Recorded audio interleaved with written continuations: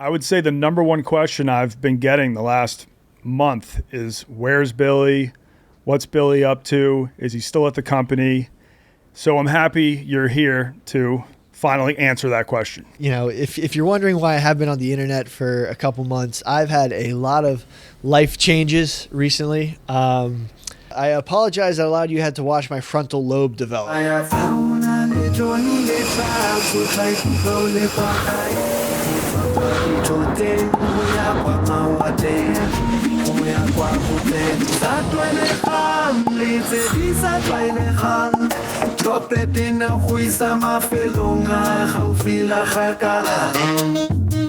Welcome back to Drop a Pin. Normally, we have been just getting straight into the interview, but I was scrolling on our YouTube page where your podcast is on the Wonton Don YouTube page, and I came across a comment from 2 weeks ago, and I think we need to address it.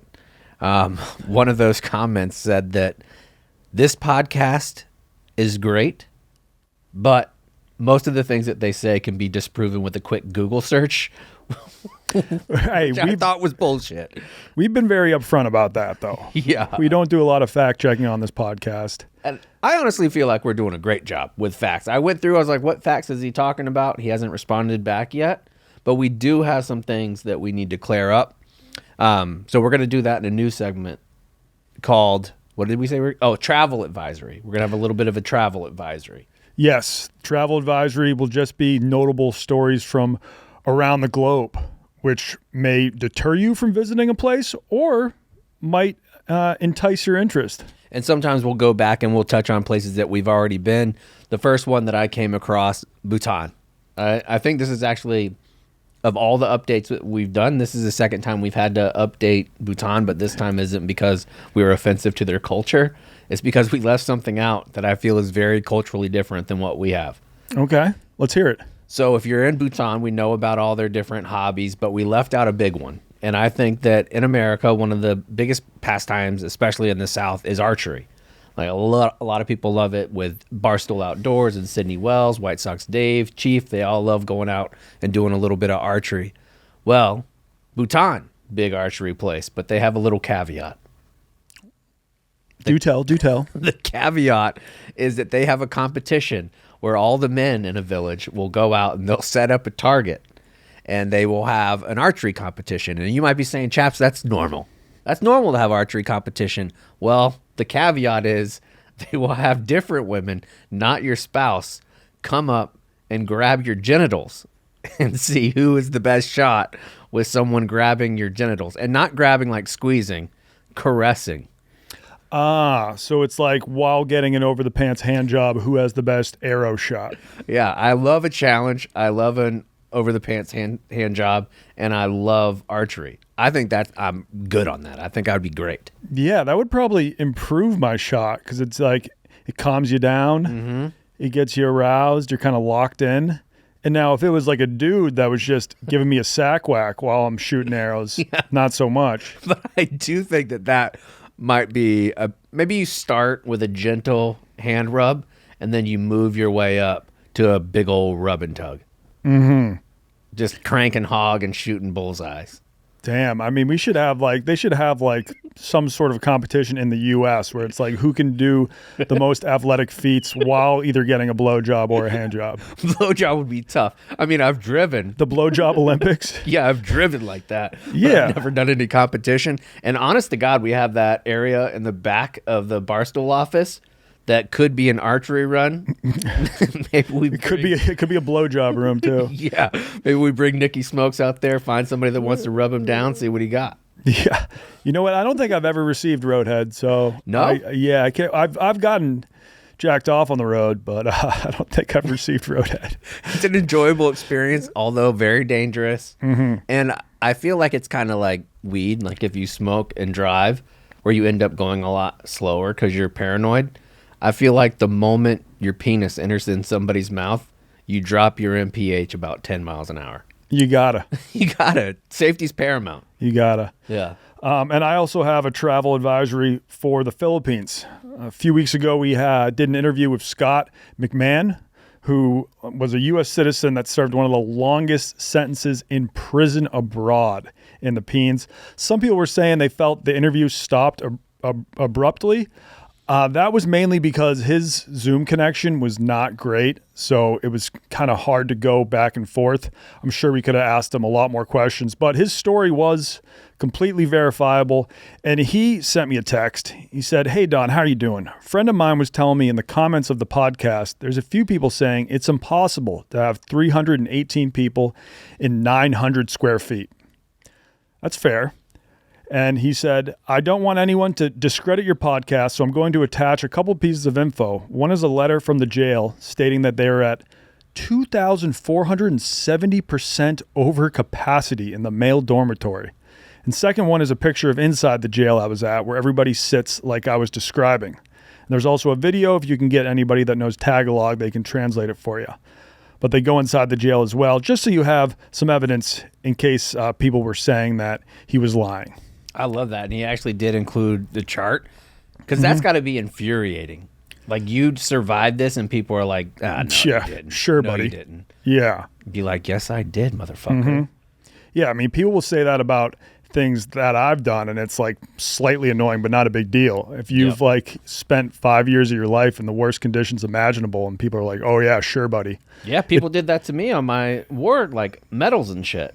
Oh yeah. I ended up posting everything online, like all of my everything. Yeah. Just so that would stop. I'm sure you have people say like, "Oh yeah, you got shot, but you didn't get like shot." Yeah, I've had that. Like, somebody said, I heard it was a ricochet. One, from who? And two, it went through my arm. Who cares if that's the truth? Yeah.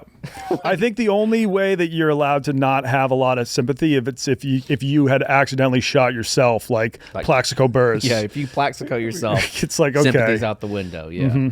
You got to have a little bit of weapon safety. Yep. All right, I'm glad we got that under control. Now let's get to the interview of the day. Billy Football. This is breaking news. The first time he has done any Barstool content since he disappeared off the internet. Yep, let's hop into it. Welcome back to Drop a Pin. Today we have a very special guest, Billy Football. Now, Billy, I would say the number one question I've been getting the last month is, where's Billy? What's Billy up to? Is he still at the company? So I'm happy you're here to finally answer that question. Yeah, thank you guys so much for having me on. It's been a long time. First time in the Barstool studio in a very long time. I mean, I had to come on Drop a Pin when you guys started it. I was like hyped. I was like, man, this is a podcast I wish I was a part of. And Donnie came on my short-lived podcast many, many times. So, of course, I had to return the favor. So thank you guys for having me on. Chaps, what's up? Not much, dude. Good to see you, dude. You look good, too. Look at you all dressed up. You're not even running for Congress anymore, wearing the button-up shirt. What a big boy job you have. Dude, yeah. So, if you're wondering why I have been on the internet for a couple months, I've had a lot of life changes recently.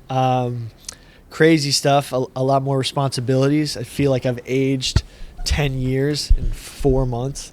But if you didn't know, and you probably do if you're wondering where I've been, my last post was regarding my father passing. So he died October 25th. It was a Friday. I basically, number one reason why I have been on the internet is just like I was in no mental capacity to be on the internet. There's like drunk driving, there's drunk tweeting, and then there's like emotionally reckless tweeting that people go on. So it's just like, it was just better for me to be off the internet. And I appreciate you guys letting me talk about this while I'm on here, because, I sort of ghosted the internet. So hey, sometimes that's what you need to do. And, agree. And me and Chaps were both very sorry to hear that news, and we're thinking about you and your family. I appreciate that. It was crazy when it first happened. I mean, it was out of nowhere. My father had a heart attack. I was very blessed that my father and I were, best friends. After sort of the father-son, you get to a certain age where your dad's just like, okay, like, I did what I could. Like, there's no point trying to father you anymore. Let's just be friends. And, we were buddies. I was with him. It's just crazy, death sort of, especially big loss, makes you really reevaluate the world around you.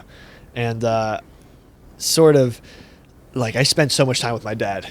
You know, I worked with him. When I left Part of My Take, it was to go work with my dad. You know, it was the best. Like, it was never work with him because we were just having such a great time hanging out. We sort of have very similar sense of humors and, you know, make the best of every situation. So, like, the last time, it's crazy. The last time I was with him, and I'm just going to share this because, you know, sometimes these stories help people out there. Last time I was with him, you know, we were coming from a job site upstate, and I was catching a train to go back into the city because we were driving around together.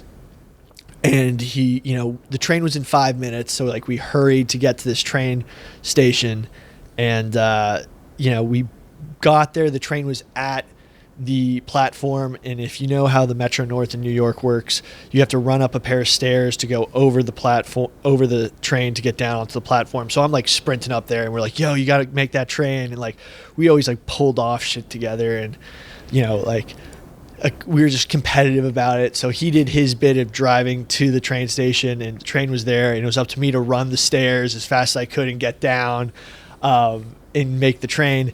And I run up the stairs, I cross the tracks, I run down the stairs, and just as I get on the platform, the train just skirts off without me, and the conductor was like looking at me while leaving. And I missed the train. So like in the moment, I was like, oh shit, like, dude, this is embarrassing. Like, I failed. I didn't make this train. Like, you guys understand how, you know, I get crazy about that, and like it's a very immature reaction. But so then I get back, and my dad and I are like, oh, the next train's in 30 minutes. So like we have 30 minutes of like time to spend together in person for the last time. And it's crazy just how the universe works, that like I never knew that would be my last moments with him together. And just like I got an extra 30 minutes with my dad because, you know, that train left. And like I missed the train, and at the moment I was like pissed, and I was like, ah, man. But then it wore off, and we're just shooting the shit at the train station for 20 minutes, and then I headed home. But I never knew that would be my last time seeing him. So it's kind of like you can look back at that, and it's like retrospectively, like, oh, like I was not meant to get that train. I was supposed to spend my last moments with my father together. And like we had made plans to go watch the Yankees in the World Series that Friday night, game 3. And, you know, I called him that morning that he passed. Oh, no, actually, I called him the night before. He was like, yeah, we're going to go get beers, watch the game Friday night. And then that morning, you know, he sent me this crazy Instagram that if you see on the post, it was an Instagram reel about getting on trains and how your parents are on a train when you get on. And then it's like this super like motivational post about basically like keep riding the train of life even when your parents get off the train, and how life's like a train. And besides all the funny Bonnie Blue references with trains and stuff, like it's just kind of crazy that Bonnie Blue's coming to the Barstool office apparently this afternoon. So that's wild for only Stan. It's, you know, I've been in the real world and now back in the Barstool world, like, oh shit. There's like, probably people at the New York office that are like, oh, Billy's just back because he heard that Bonnie Blue's in town. No, they're saying that like you showed up in a button down for Bonnie Blue, and I was like, no, I'm like, well, no, I had no idea. But I think what you just said is beautiful, Billy. Like one of the reasons why I started Zero Block 30 is a lot of the things that happen in people's life, they don't record it and they don't like value it, and they miss it at the like later stages in their life. Even you telling that story is still pretty fresh, 3 months ago. Yeah. You'll have that to be able to look back on just in that, like where it's a fresh story, and it's your library of thoughts are only for you. So like the library of your memories, I really encourage people to write them down or to record something about it so you can look back in the future and see how you were affected and how you felt in that moment. It's crazy because just like there's been so much stuff since my father's death that just like I know he's still with me in a weird way, like, and I'm very at peace with it now because, you know, like it's just him sending that Instagram that at the moment, like in the morning when I was reading, I was like, Dad, why are you sending me this for? Like, this is weird.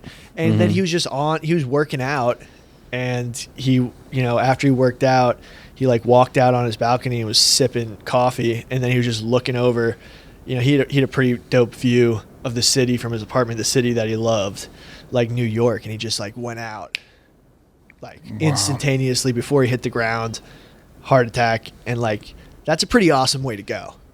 Just like endorphin pump, like for like, you know, it was an ultimate Irish exit. You know, I'm pissed, but like if you're just be like, okay, you know, it's a Friday, you get a pump in, and then you walk out on your balcony, and you have like great plans for the weekend, and then all of a sudden it's just like you're like meeting St. Peter at the gates. I think that's the right saint. Like that's a pretty great way to go. So like, you know, it's taken me a long time to sort of get to that point, but just it's, you know, it's just crazy. Like this universe, we don't understand any of what's going on in it. Like, and it's crazy how all that like miraculous stuff can happen. So that I had to just say that to, you know, excuse, you know, I've been totally absent from the internet, and people have been like when I do check Twitter, which is very rarely now, everyone's like, are you alive? Like, do you have me? So basically I got a serious reality check that made me reprioritize in life, and I had to start taking over a lot of the parts of my family business. And I just was like, you know, it helps me remember my father to sort of, you know, work, you know, the job sites that we both walked. And that's how I sort of like being with him. Like I can just tell he's there. And now we got like a guardian angel helping us with weather to hit deadlines and get and get permits stamped.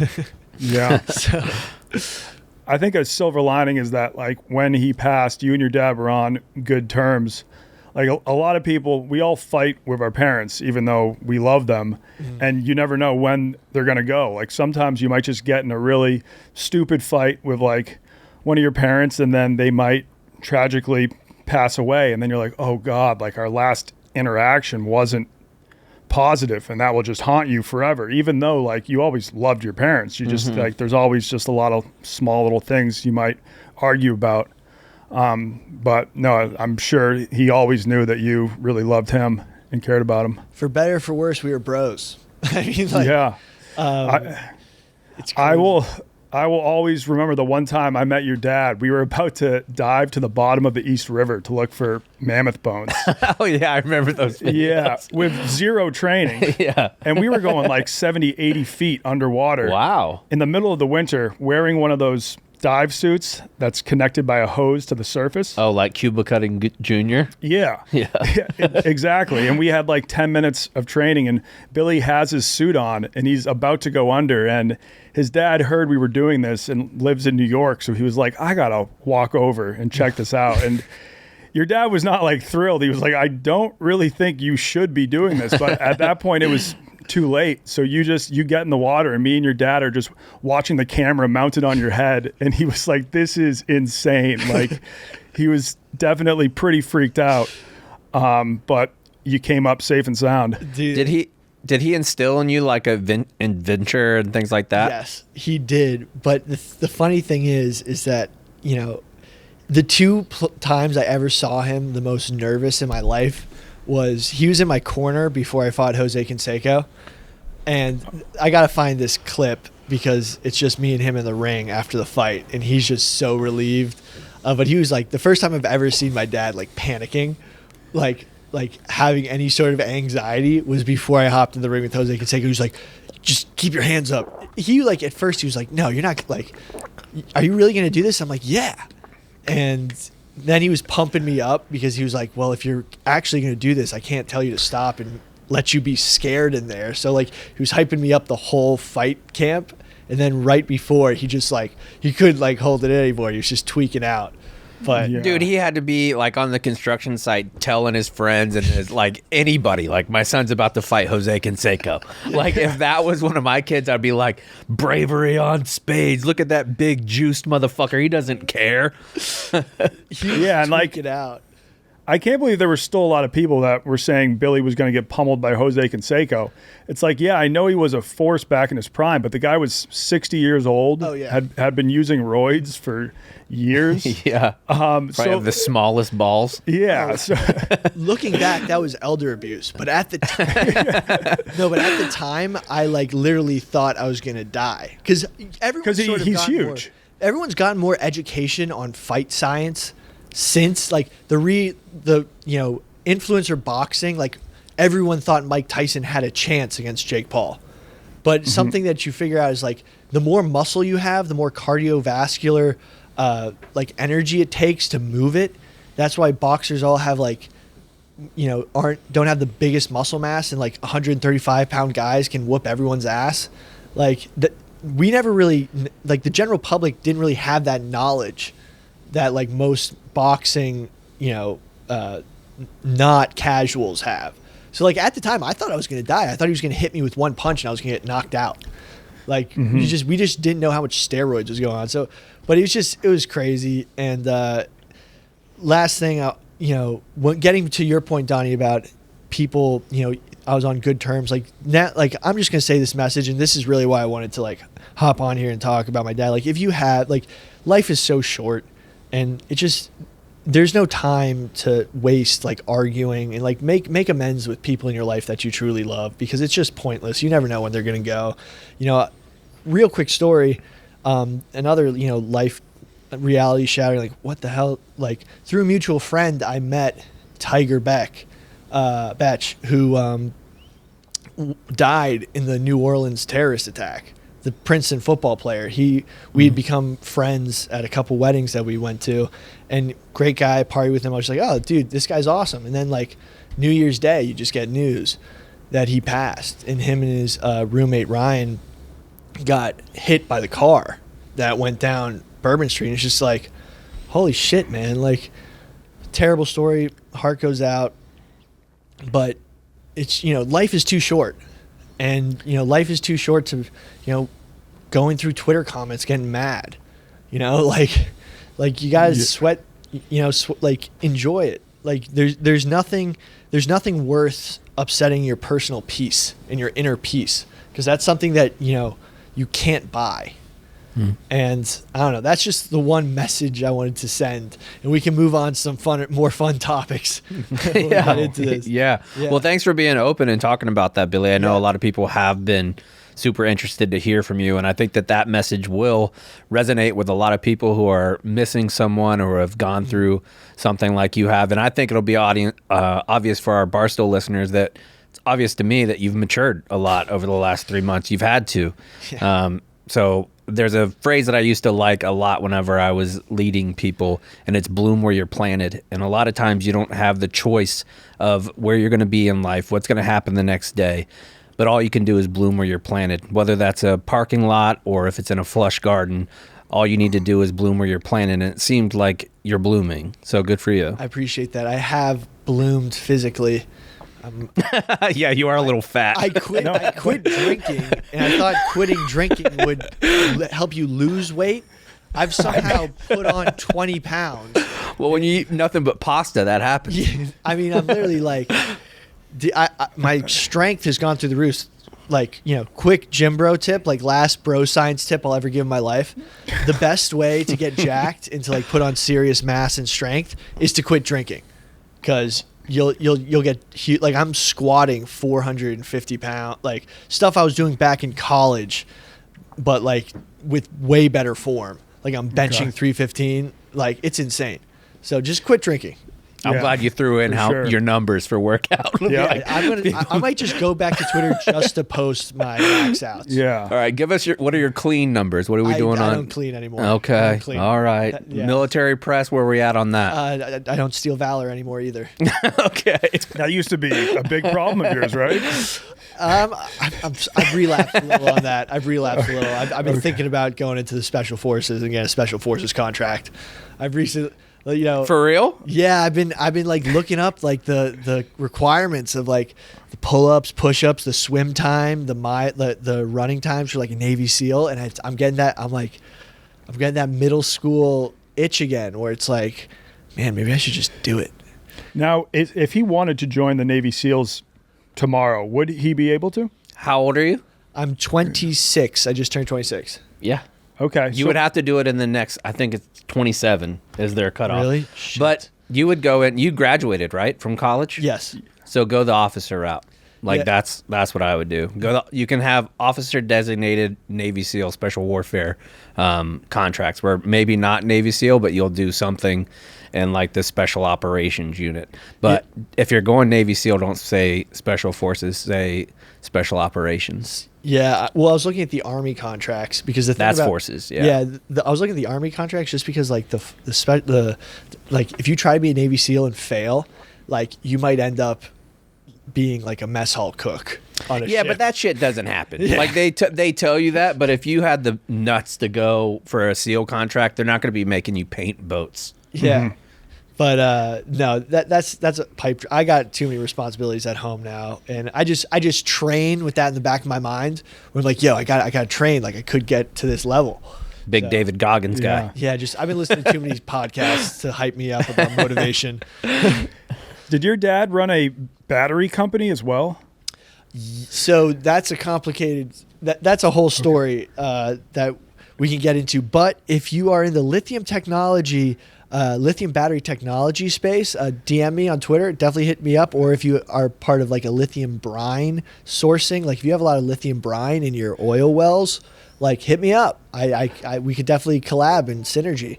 We have a lot of Brian listeners. Yeah, We have a lot of brine listeners, but Barstool HQ shares an office with a battery company, Yeah, true. Nanograph, and there's actually been a little bit of we've been butting heads because the yak always goes in the tunnel, which is a part of the office that we share with them. And Jerry O'Connell was back there banging on the walls during one of their company meetings, and like two people came out. One of them called up our office manager and was not happy about that. So Wait, I think in Chicago? in Chicago, You guys it's are half. leasing?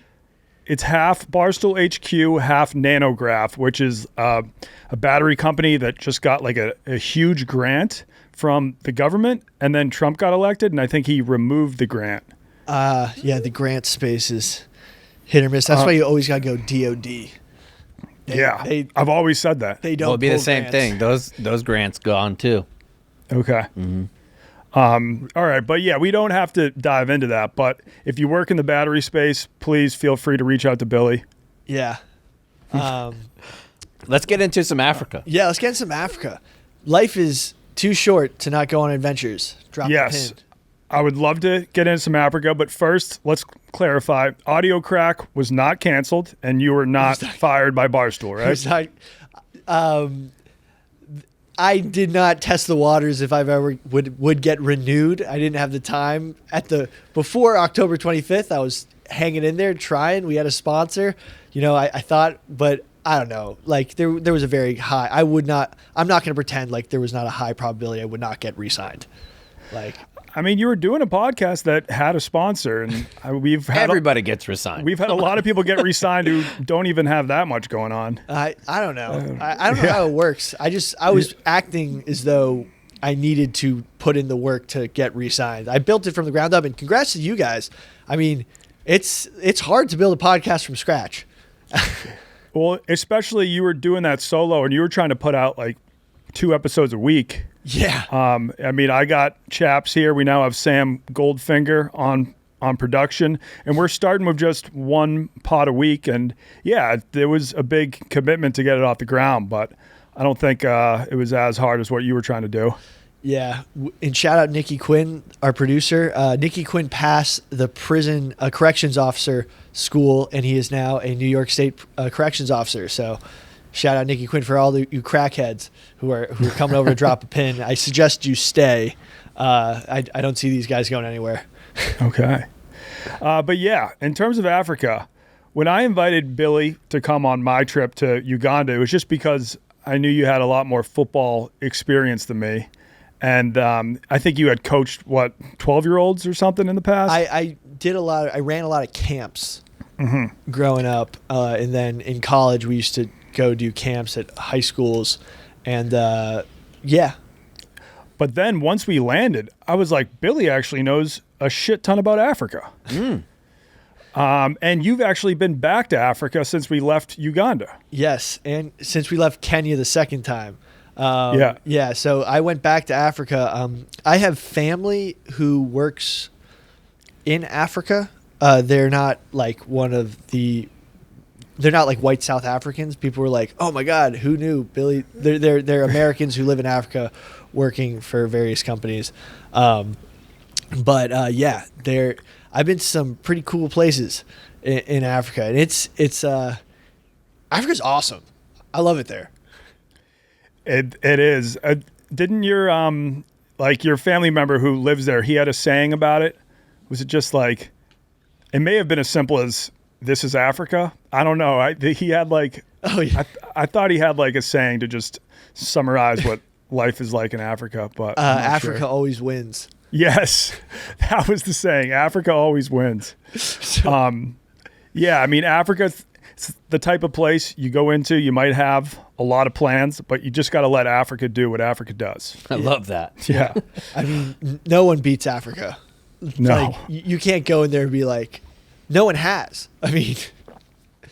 And I know you're off the beers now. Yeah. I will say, if we're ranking beers, airport beers, shower beers, I think African beer, after being in the African sun for 6 hours, is the best beer of all time. Yeah. That's probably my biggest trigger. I will relapse in Africa. Being in Africa? Yes. Okay. Those don't count. Yes, African beers do not count. Yeah. I mean, my favorite part about Africa, which we use Africa as a whole, but like Africa is so different, the different places you go. It's vastly different, and people don't understand the size of Africa. Yeah. And we just say Africa in total, but like Southwest Africa, I thought I was a Central Africa guy with Uganda and Kenya, but if you go to Southwest Africa, it's totally different, and it might be better than Uganda, Donnie. I mean, I'm sure some of our former players are listening to this pod. They're not going to love to hear that. I know, but I don't know. Yeah. I can't rank them. Yeah, I will say Africa is like 4 continents. There's North Africa, there is West Africa, East Africa, and South Africa. Yeah. And those 4 regions are completely different. So where in Southwest Africa were you? I was in Namibia and then Botswana. I've been to both those places, so I think that would be a great spot to focus on for this pod. Dude, we should go I did a road trip there, and most people get like a guide, but I was like, I'm renting a truck that's got 4-wheel drive, and I'm just driving, and we're just seeing what happens. And that's adventure right there. Yeah. Yeah, I have never driven a car in Africa. Oh, I can say that. And it is. Okay, so this is why I wanted to come on here and tell this story. And I think I told Donnie about this. I almost crashed into an elephant on the Namibia-Botswana border. And it was so the roads in Namibia are amazing. If you're going to drive in Africa, the roads in Namibia are the best roads in Africa. And you will take roads... you take roads for granted in the first world. In America, even. Europe has terrible roads because they have weird cars and shit. But like the roads in Namibia are amazing, and you don't understand how much you like love and take for granted roads until you go across the Namibia to Botswana border. So that's when shit hits the fan, and like basically the blacktop gets so beat up from all the truck traffic and all the sun and the erosion that the roads go to shit. So like I was in Botswana, and the reason why I did not miss an elephant that had wandered into the middle of the road, and this was the first time I saw an elephant like in person in Africa in the wild. I wasn't in a game reserve.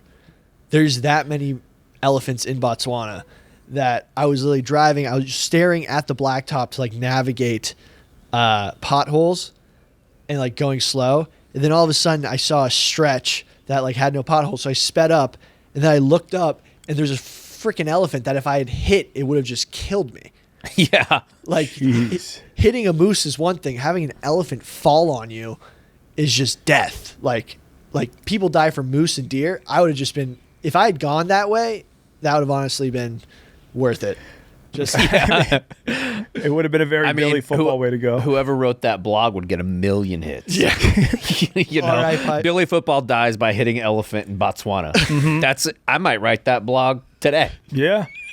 Like I've always said, if I died from shark attack, it wouldn't be the worst thing, because everyone would be like, oh, well, he was always a Shaqs fan. Let's go Shaqs. Yeah.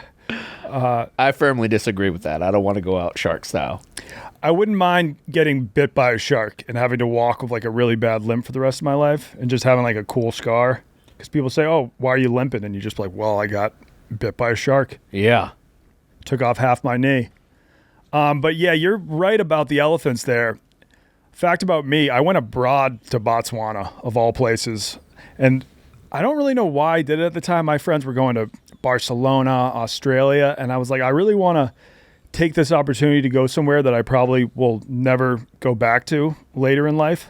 So I just like chose the most random spot I could find a program in. And I mean, there were times when I arrived that I was like seeing all my friends just raging all over the world. And meanwhile, like the capital of Botswana, I think the electricity just goes off at like 11:30 or midnight. It's not like a big bar or club scene. Imagine not like candlelight. Yeah. So I was like, oh, what am I doing? But it ended up being a very fulfilling experience. We did homestays, and one of the homestays was in a rural village where I was just living in a shack with my homestay mother and her 4 young children. And then my friend's homestay family was just a 22-year-old pothead. Oh, nice. So like after we took our classes that day, I was like, I'm going to hang out at my friend's hut. We would go over, smoke weed, play cards, drink beers. And I think that's what instilled in me a love for travel and just it kind of got rid of my fear of going to these exotic places. Because I'm smack dab in the middle of the African continent doing what I probably would be doing back with my friends in Massachusetts. And it shows you that, you know, as much as people are different, at our cores, we're very similar. Yeah. But there are areas of Botswana where the elephants are like squirrels. Yeah. They're just all over the spot. I'm going to say something controversial. Okay. Yeah, okay. Hey, I mean, you can get as controversial as you want because you can't be fired by Barstool. I'm not going. Who's that guy? I'm not going to get Ryan Mitchell controversial. but there's too many elephants in Botswana, and you can't relocate them, or they will, like, as the crow flies, try to return to their home because they have a homing mechanism like birds. Mm-hmm. And the property damage and impact on the local populations that all these elephants have is like they're just killing people a lot of the times. Yeah, and trampling crops. It's not super controversial, though, because in Botswana, the government can legally kill elephants. It's called culling. Yeah. And once or twice a year, they can cull a certain amount of them. We did that to too much with wolves. Oh, really? Yeah, in America, yeah. So now the wolf population is really exploded, so they're going to bring it back some.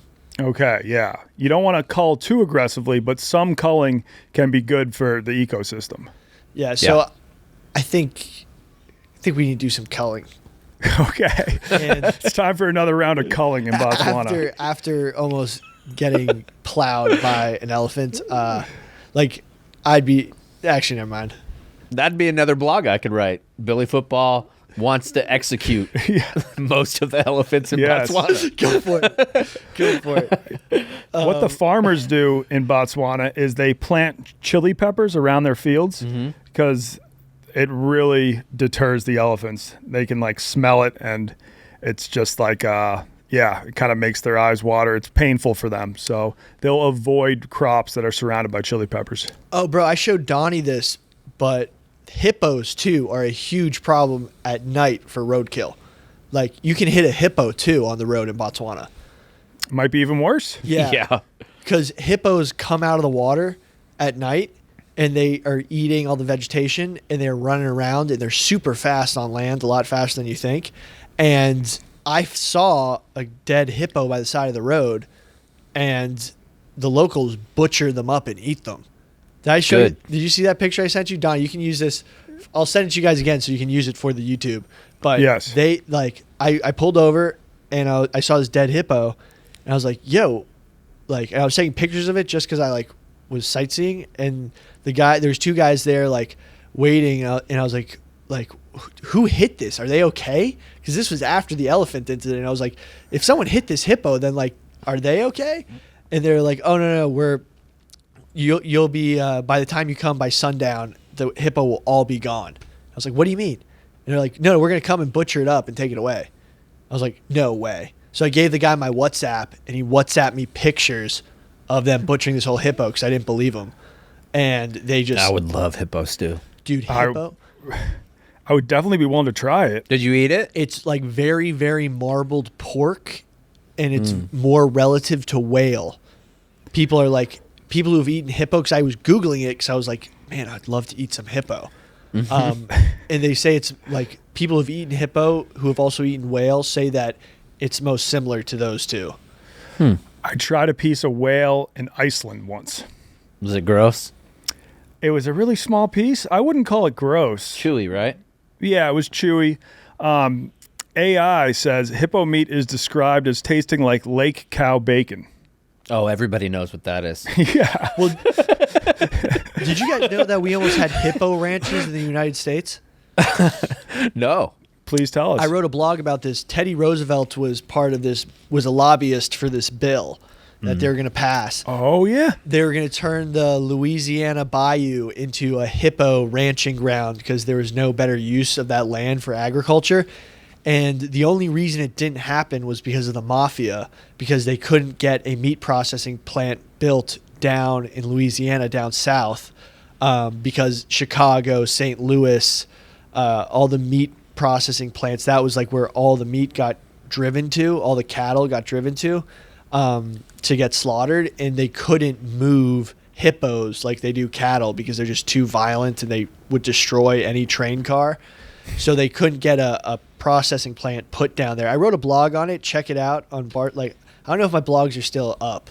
Yeah, they are. But check it out. Yeah, they're not just going to completely erase like Who's doing that shit? Yeah. Yeah. Nobody's working that hard when they go in the back end Yeah. and erase all your blogs. But I think that Teddy Roosevelt was lying about that. I think that he wanted to go to the bayou simply because if one of them dies, there's nobody better to cook hippo than Cajuns. Oh yeah. The Cajun spices on po. that? Yeah. Put a little boudin. Boudin, I still don't know what that is. Oh, boudin is it's like a rice sausage mix that is filled inside a thin sausage casing. Oh. And it's like a softer sausage. You got to try it. You love it. It's so I so probably good. have. But, It's one of my favorite foods. Okay. That would be the perfect place to put hippo meat. Yeah. Exactly. Yeah. Like you have a little wild duck and hippo gumbo. Oh, dude. Count me in. Yeah, but that's in 1910, Senator Broussard introduced the Hippo Bill to import hippos from Africa to the United States as a new source of meat. Some believed that hippo meat would soon be a staple in the United States. However, this never came to pass. I mean, Colombia just shows how successful it would have been. Mm-hmm.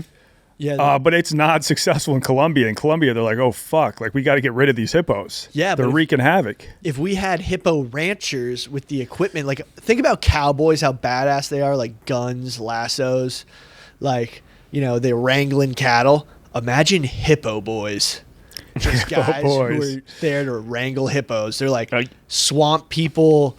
They got crazy, like gigantic handguns to like shoot a charging hippo. Like it would have been insane. There wouldn't be Yeah. handguns. You need like a 50 caliber sniper rifle. You would need like one of those mech suits from Avatar. yeah. Think about the technology we were robbed of a hippo ranching industry. Yeah. Like think about the culture that could have been. That's way better than an emu farm. Yeah. Yeah, emu farms are lame. Yeah. Hippo farm would not be at all. Did you see any other, like, if you could have somebody, like, let's say me, I've never been to Africa. Yeah. Let's say you take me. What's your number one spot you're taking me so far?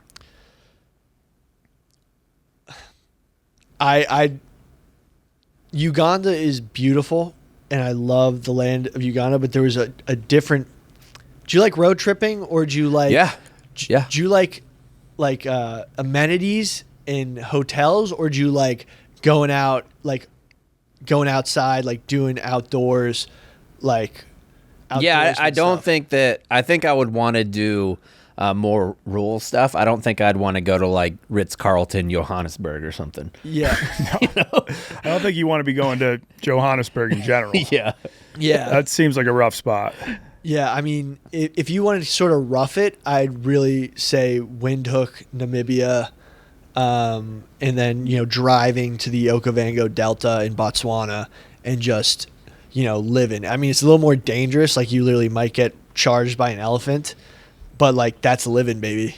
Yeah, I'd love to go to the gorilla spot that you guys. Went then to. Uganda. Then you gotta go to Uganda. Yeah, That's more treks and like you'd be more guided. But I've done safaris and the gorilla trek. The gorilla trekking was very unique because you're just on foot. Yeah. In the jungle with these gorillas. In a safari, you're always in the car. You're never allowed to leave the car. Are they carrying like AKs? Yeah. Yes. Yep. A few of the guards did have an AK. The Okavango Delta, I think it's one of the world's natural wonders. Oh yeah. It's like maybe the only or at least the largest inland delta. So the Mississippi Delta, it all empties out into the Gulf of Mexico. America. The Nile River Delta empties out into the Mediterranean. The Okavango Delta, it's just a river that ends in the middle of Botswana and just forms this delta in the middle of Africa. It doesn't empty out into any large body of water. It's the only one? It's definitely the largest, or let's see. This is worth checking out. Yeah. Dude, I mean, the thing is, there's a real issue with the Okavango Delta that, Angola, which is, you definitely don't want to take a wrong turn in Namibia and end up in Angola, because Angola has had a series of civil wars. There's no biomass in Angola. They've killed all the animals almost in the entire country for bushmeat and eating because of the civil war and the civil unrest. So, but they have the mouth of the Okavango Delta. So if they wanted to, they could dam it up and then get all the water and thus attract all the animals to their land, to their country, and have more of the tourism revenue and industry that comes with it, and just rob Botswana of all of that. So like, it's a little dicey because like Angola could really enrich itself as a country more if it did something like that, and just totally screw Botswana. But yeah, that could lead to like a war. Yeah. But maybe the UN would get involved and try to stop that from happening. I know, but like if you're in Angola, Botswana is super rich because of diamonds, tourism. Like if you're Angola, like you're coming off of like your second. I don't know the exacts of their government, but like they could seriously benefit from that. So it's like, why wouldn't they do it? So I mean, just something to watch in the years to come. I made a lot of predictions on podcasts, and a lot of them came true. Just this one's one to watch. Doesn't Angola have tons of oil wealth? And that's why their capital is like the most expensive city in the world? Or like, I remember hearing that. The oil wealth, I think is very, if there is some, it's very, it doesn't go to the people, and it doesn't reflect in the country. Yeah. But maybe that's what's keeping them from doing any serious action there. So the Okavango Delta, it's not the only one in the world. It is one of the largest. There is one in the Sacramento area, I guess. Oh. But that's why it's one of the best spots for wildlife viewing in all of Africa. And after my abroad program wrapped up, my family came to visit, and we did a couple nights at this like lodge in the middle of the Delta that we had to take this tiny bush plane to. And it was incredible. Like they had a little pool, and from the pool you could actually look out into the marsh and see hippos just chilling. Is that the birth of sick. hippo mode? My semester abroad in Africa was the birth of hippo mode, because it was just like, for 1 month we stayed on this campsite that had a pool, and it was hot as balls. And so, I mean, we would do some work early in the morning and then in the evening, but in the afternoons when it was just so hot, we would all just go hippo mode and chill in the pool and slug beers. That sounds fucking great. Let's do that. Yeah. Never mind on the gorilla thing. We'll just Let's just do that. But there's an island in the middle of the Delta, and I think it's called Kings Island, I want to say. I might need a fact checked on that. But it has the largest Cape buffalo population in the entire continent. And I think it's Kings Island. I I need to Google it, but let me just tell this story about like it's like got the largest herds of Cape buffalo. It's like, you know, grassland. It's just heaven for the bufo genius. Or wait, bovine genus. Bufo's toad, but the bovine genus. Such a toad guy. Yeah. But they just bufos. Yeah, they just sit there and graze, and because of that, the most dangerous lions on Earth live on that island with them, and they're larger. The lions are larger than any other lions in Africa. They're more vicious. And because they have to, the only prey items they have are these giant Cape buffalo that are the most dangerous, one of the most dangerous species in the world, especially of herbivores. I think it's like Hippo Cape buffalo or Hippo. Elephant's pretty high on deadliest creatures out there. Everyone wants to save the elephants, but you know. Yeah, they're brutal. I mean, we talked about it on our India episode, where one of the episodes, like where that elephant smashed through the funeral and was going killed after the lady and came back to the funeral to stomp on her grave. Yeah, it's kind of like that meme where like my enemy died. I just want to come to his funeral, make sure. Yeah, like it's like that. Dude. And I heard about those lions in the Okavango Delta. They're also great swimmers, which you don't really think of lions swimming, but they have these videos of them just swimming out to the islands to find their prey. Yeah, it's interesting when you figure out that a lot of the big cats do that, like panthers and jaguars. Like a jaguar in South America will jump into the Amazon and swim like 15 feet down to grab a caiman and bring it out and take it up a tree and eat it. Yeah. Brutal. Meanwhile, I have never seen a house cat swim. Have you? No. One of my cats, though, his name was Teddy, feral as fuck, fell into a swimming pool and couldn't get out, so he was swimming around for a while. Okay. It didn't just drown? Yeah, and I was like, I got to go in here, but I know I'm about to get absolutely mauled. Shredded when you're trying to get it out? Dogs appreciate it when they're brought out of water. Cats act like it was your fault. Yeah. Like, house cats are scary, man. Yeah. Dude, they're vicious. Yeah. Not Sprinkle Dinkles. She's cute as shit. Shout out Sprinkles. Is that the one you currently have? Yeah. I only had one cat in my life, and it ran away after 2 weeks. But I would still see it. This is when I was living in Shanghai, and I swear, like, for the next year, I would see it, and it would just be on the street, and I'd be like, do you want to come home? And I'd be like, nah. Like, flicks me to the bear, like, bitch, I don't know you. Yeah. I couldn't find the name of the island, but That's okay. We'll figure it out. Yeah. dude, have you seen the videos of the kids in zoos getting stalked by lions? Yes. Crazy. Where there's like the mom's trying to take a photo of the kid at the zoo, and then a lion slowly creeps up Yeah. and pounces. What was some of your guys' highlights from your trip to do a little bit of coaching? I mean, both of their faces are like, "What the fuck did you just?" Oh, I mean, there's a lot. there's Seems like you're a lot- going through the Rolodex. a lot to unpack. First off, Yeah. breaking news: we sold a Uganda T-shirt. All the proceeds went towards shipping a few large boxes of football equipment out to the team. They got held up in customs for a couple months. We finally worked it out, and the players have received the pads. You posted that on Instagram, and they look like good pads. It's not like old high school pads. They're all very excited about it, very grateful. So we're happy that we could help, because it's like there's no place to go out and buy football pads in Africa. There's no no one started a company in Africa just manufacturing football equipment. So the only way they can get it really is when it's shipped from the U.S. And it is kind of a shame that even if it's a donation shipment, they still make you pay all the taxes and fees and stuff. And that happens all around the world. Like when a charity will try to just donate just tons of stuff, and then they'll be like, it will get held up in customs. They'll be like, oh, you owe us like $100,000.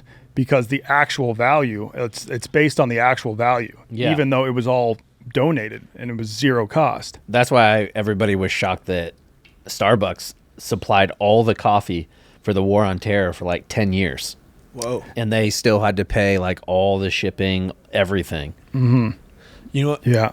I mean, the thing is also there's no way to find the blue book value of a helmet So they're just charging you for the new price of the helmet because that's what they just pull up on Google. Mm-hmm. So, but yeah, in terms of highlights of the trip, we started off hot with the gorilla trek, and then just meeting the players and getting the first practice underway.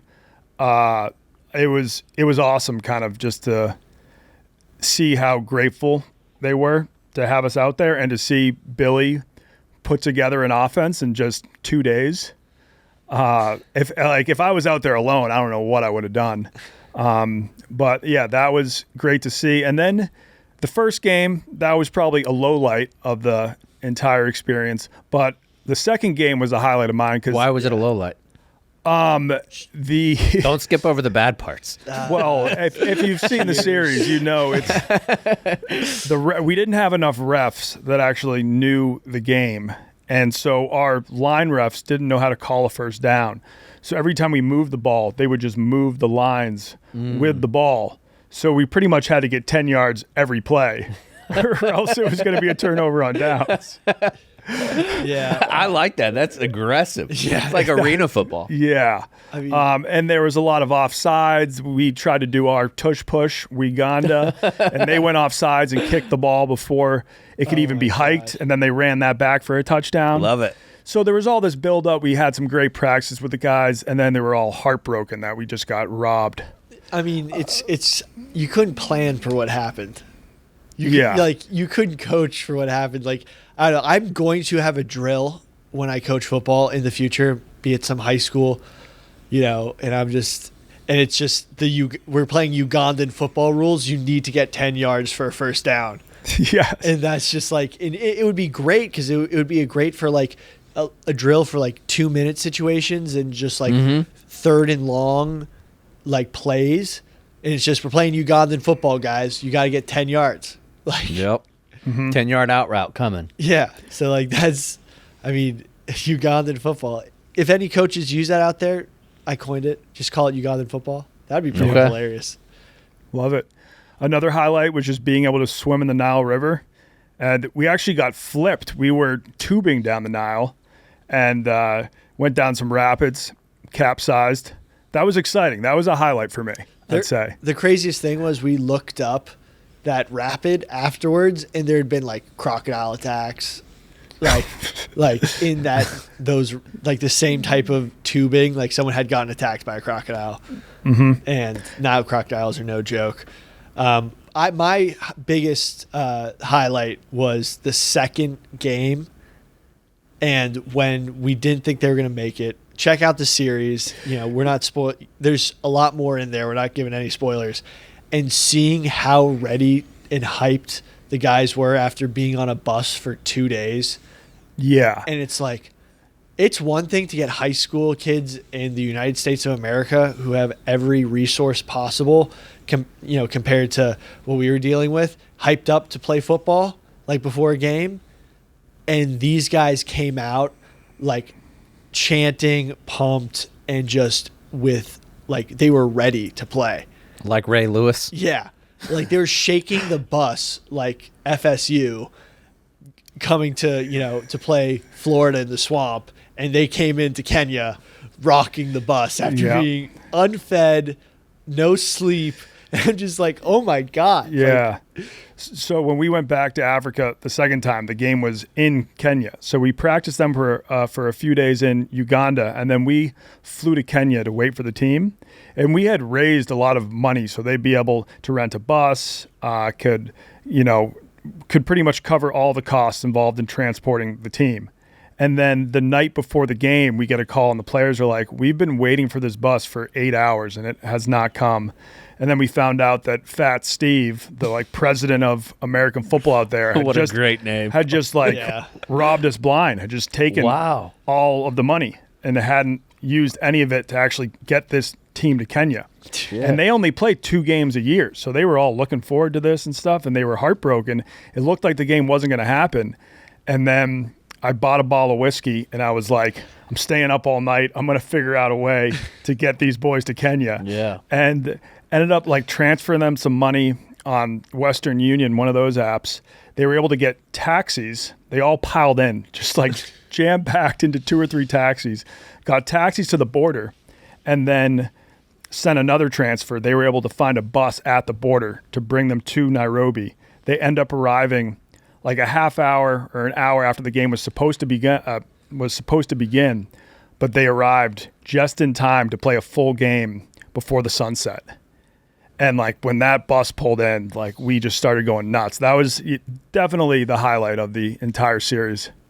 And just watching you guys play that second game, because we didn't get to play really a true football game that first game, but the second game you guys looked like an actual football team. And they were so pumped after the game because they got a taste of real football. Like, even though we lost, they were like in a game, a real football game with the tides turning, like, you know, oh, there was a comeback mounted. They like had been watching NFL, played, some of them had gaming devices and played Madden, and they always dreamed of playing in a football game. And we were able to facilitate a real football game. And the Kenyans were like, this was so fun. Like, we got to do this again. Like, they played a full organized football game. And that was just like how much they loved the game, like, you know, was awesome. I mean, because, you know, you take for granted, especially, you know, when you're in high school, when you're actually playing football, like being able to play organized football. And like, there's a lot of guys, like, you can't play pickup football because it takes so many resources to put together a game. So like, they played the game and they're just like, oh my God, this is awesome. And that was the real win right there. Like, that probably makes you love football more too, like when you see like the joy return to it, because it's so serious in the NFL. Can't even dance when you make a touchdown. Yeah, but there, like, you see like legit, almost like childhood joy. Well, we had a celebration problem. We had literally, this is like so crazy. We had a Key and Peele sketch happen during the celebration. We had too many humps occurring during the celebration. Like, yeah, there was after, like, it was an incredible touchdown, and then 2 of the players just started dry humping in the end zone. I think with each other. Yeah, I love that. I had to pull a guy off another guy. Like, guys, we're gonna get a flag because we gotten a flag for celebration, because they celebrate like soccer where everyone just runs on the field and runs around. Like, yeah. See, I think that should be Kenyan rules. Yeah. Like, let it happen. Let them celebrate. I actually think we should bring back to the NFL, which there was a guy in the playoffs who did that. J-Mo Williams from Detroit. Was he dry humping the field, or was he wasn't dry humping somebody else. I think that would have been different. Yeah. But I think he dry humped the pylon. Oh, okay. Which I support that. I support that too. Yeah. I got in trouble in high school for dry humping someone's car in the parking lot. I love dry humping. They were like, I got called into the office, and they're like, we heard you dry humped a girl's car in the parking lot. Dry humping used to be the best. Yeah. That and like makeouts that you knew were like not going to go anywhere. Yeah, it almost becomes like an over the pants hand job. Of sorts. Man, I would kill for a over the pants hand job. Yeah. And for a no apparent reason boner too. Whoa. A no apparent. Narb. Have you gotten your T checked, Chaps? No. Oh, because he's saying you should be having a lot more no apparent reason. Brother, boners. I promise you, having boners is not an issue for me. Okay. I'm on Lamictal, and it makes you horny as fuck. It's the best part about being bipolar. Okay. I thought most of those drugs make you like super unhorny. No. Yeah, I've had it. Like SSRIs, where you can't. Yeah. Wellbutrin was bad for that, but Lamictal's that's basically Viagra. Oh, let's go. Whoa. Yeah. That was a good silence after that. Yeah, no, I mean, fellas, get your T levels checked. Yeah, and fellas, jerk off, right? I read a paper the other day. If you jerk off twice, you have 80% less of getting prostate cancer. You have to jerk off 29 times in a month to get the result.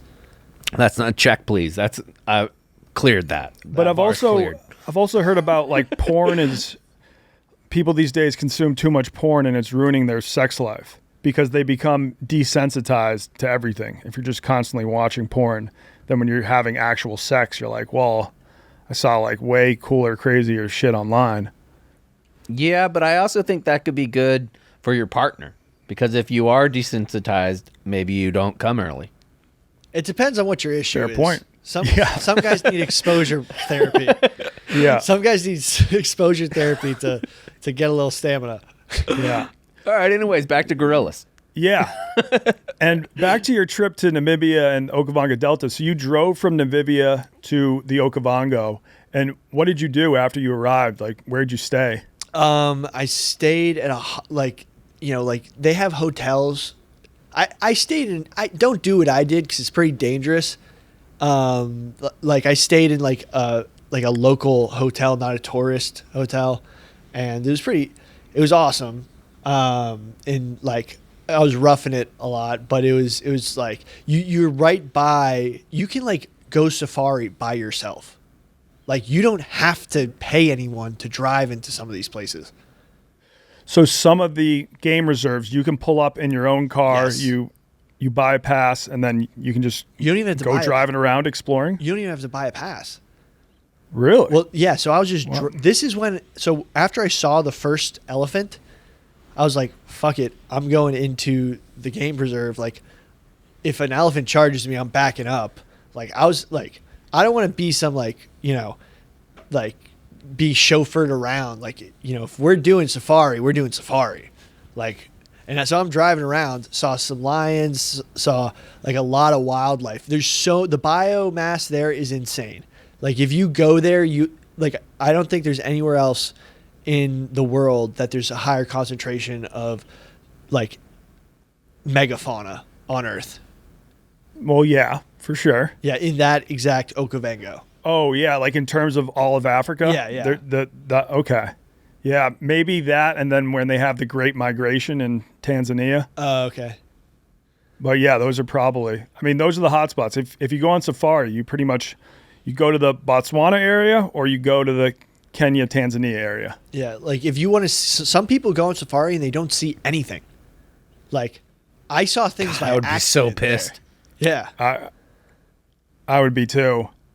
They try to take you, so when you're on safari, you'll go on a game drive in the morning and at night because that's when you're supposed to see the most animals. And there's the Big Five, which is, can you name the Big Five? Yeah, lion, Cape buffalo, Rhino, elephant, and then Giraffe. Last one I think is actually, I want to say the last one's leopard, and we don't is leopard. I think that's the strange one. We should look that up. Giraffe's not on the list? Or is it hippo? It could be. What are leopards? Leopards are actually have taken more guys than lions. I actually know a guy from when I was down there. It is lions, leopards, elephants, rhinos, African buffalo. Yeah, Cape buffalo. And that's what like every safari guide, his goal is to like show you the Big Five. The reason giraffes and hippos aren't on there is that those are much easier to find, I guess. But I don't know. Elephants are all over the place. I think it's lions and rhinos and leopards are the rare ones. Leopards. That like you're very lucky to see, but a lot of people do. It's not like a tiger safari in India where that's like you have a small chance of actually finding a tiger. Did you do that? No, I did not. Did you go to India, Donnie? I did go to India. Oh, nice. I've been totally absent from the internet. So like, please let me know if I've missed anything crazy the past couple of months because I might be totally oblivious. You when you flew to Africa, you were flying Air India, right? When I went to Namibia? Yeah. No, that was that one time that I just went to the Air India lounge, or is Air China? I think it was Air India lounge. Because they just had cold Coors Lights in a fridge and ramen noodles. And I was like, why do I need to go to any other lounge? This is perfect. That's sick, yeah. This is my college dorm room in it. Yeah.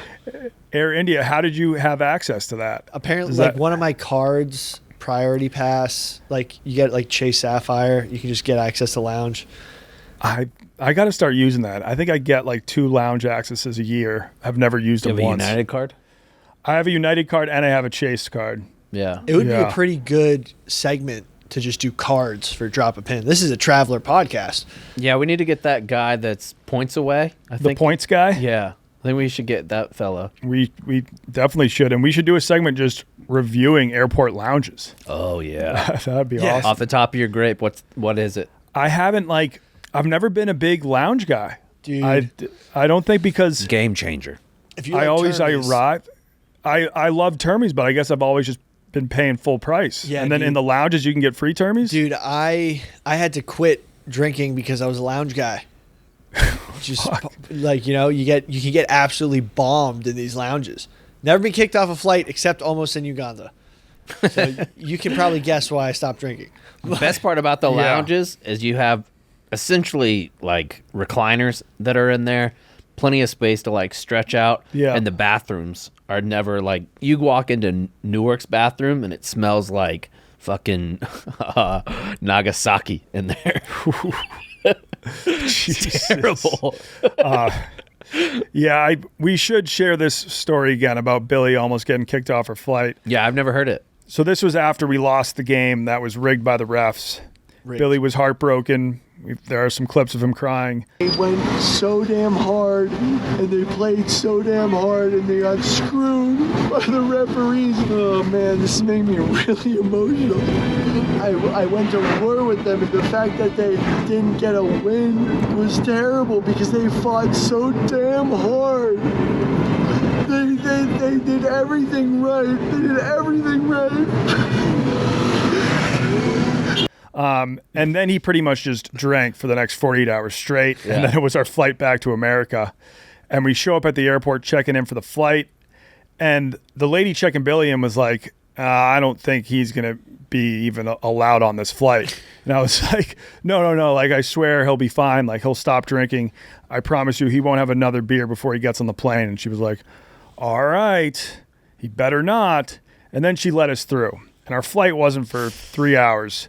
So for the first hour and a half, Billy doesn't have a beer.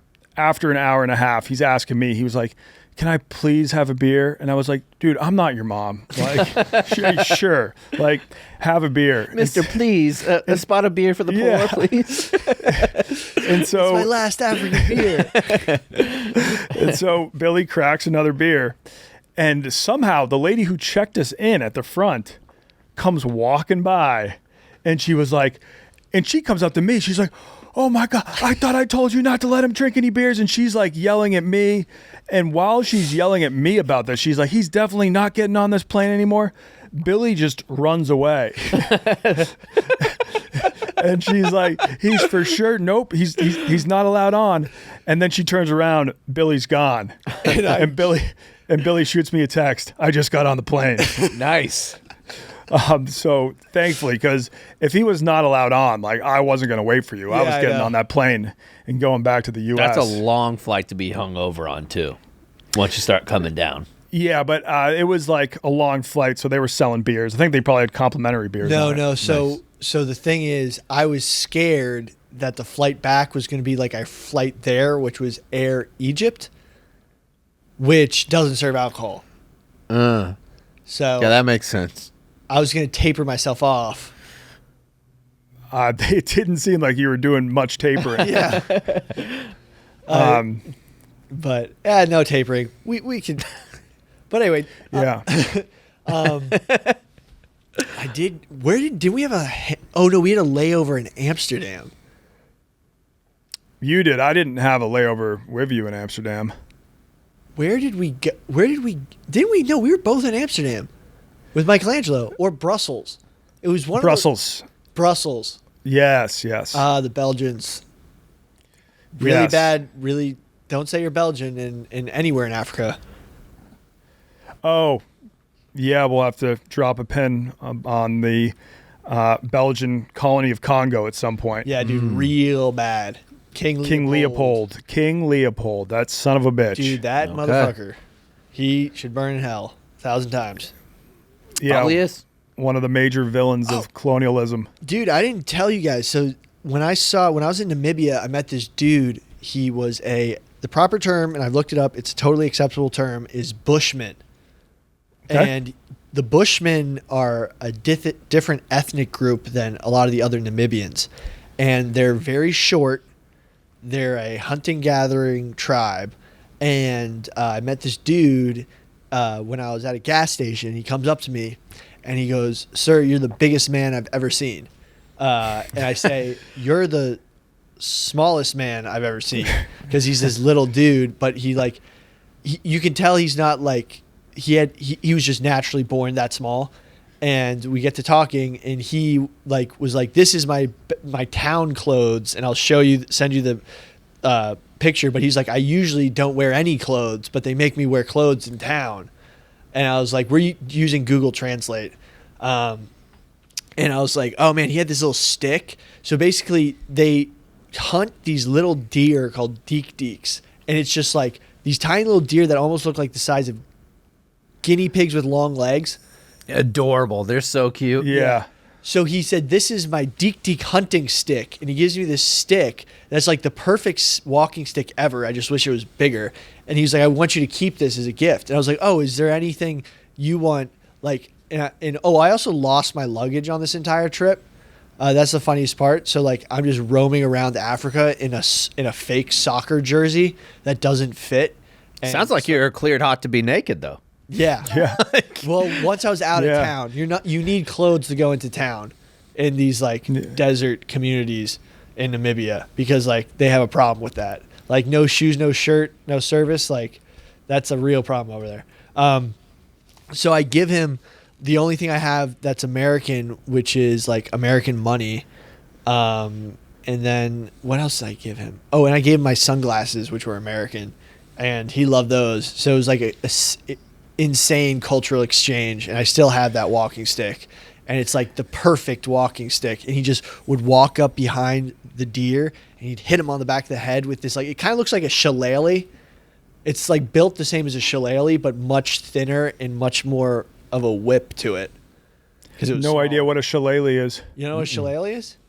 No. Oh, you remember in WWE Hornswoggle. Yeah. So Hornswoggle's the guy that Hornswoggle's dad, I think it was, used to carry a shillelagh. All right, that's still, you have not explained a anything. great to me. reference. It's like an Hornswoggle's dad had one. The WWE heads will get it. No, the Hornswoggle. Do you get it now? No, I don't get You that. still No. don't get I don't know who his dad is. I vaguely know what he looks like. Hornswoggle. Hornswoggle. Hornswoggle's dad had one. Hornswoggle Okay. fought in Rough and Rowdy, I think. Did he? Yeah. I mean, I don't even know how to spell it to look it up. A shillelagh. Yeah, shillelagh. Finlay fighting with a shillelagh in WWE. It's a wooden stick with a knot at the end. Oh, yeah. So you can almost use it as a club, too. if Yeah. you want. So it's this tiny little club, and he just Yeah. he was so speaking of cats, this guy was light on his feet like a cat and could sneak up silently on deeks, which are very nervous little deer. And it's insane. Deeks feet and hooves are the size of your pinky. And Yeah. we just hit him on the back of the head.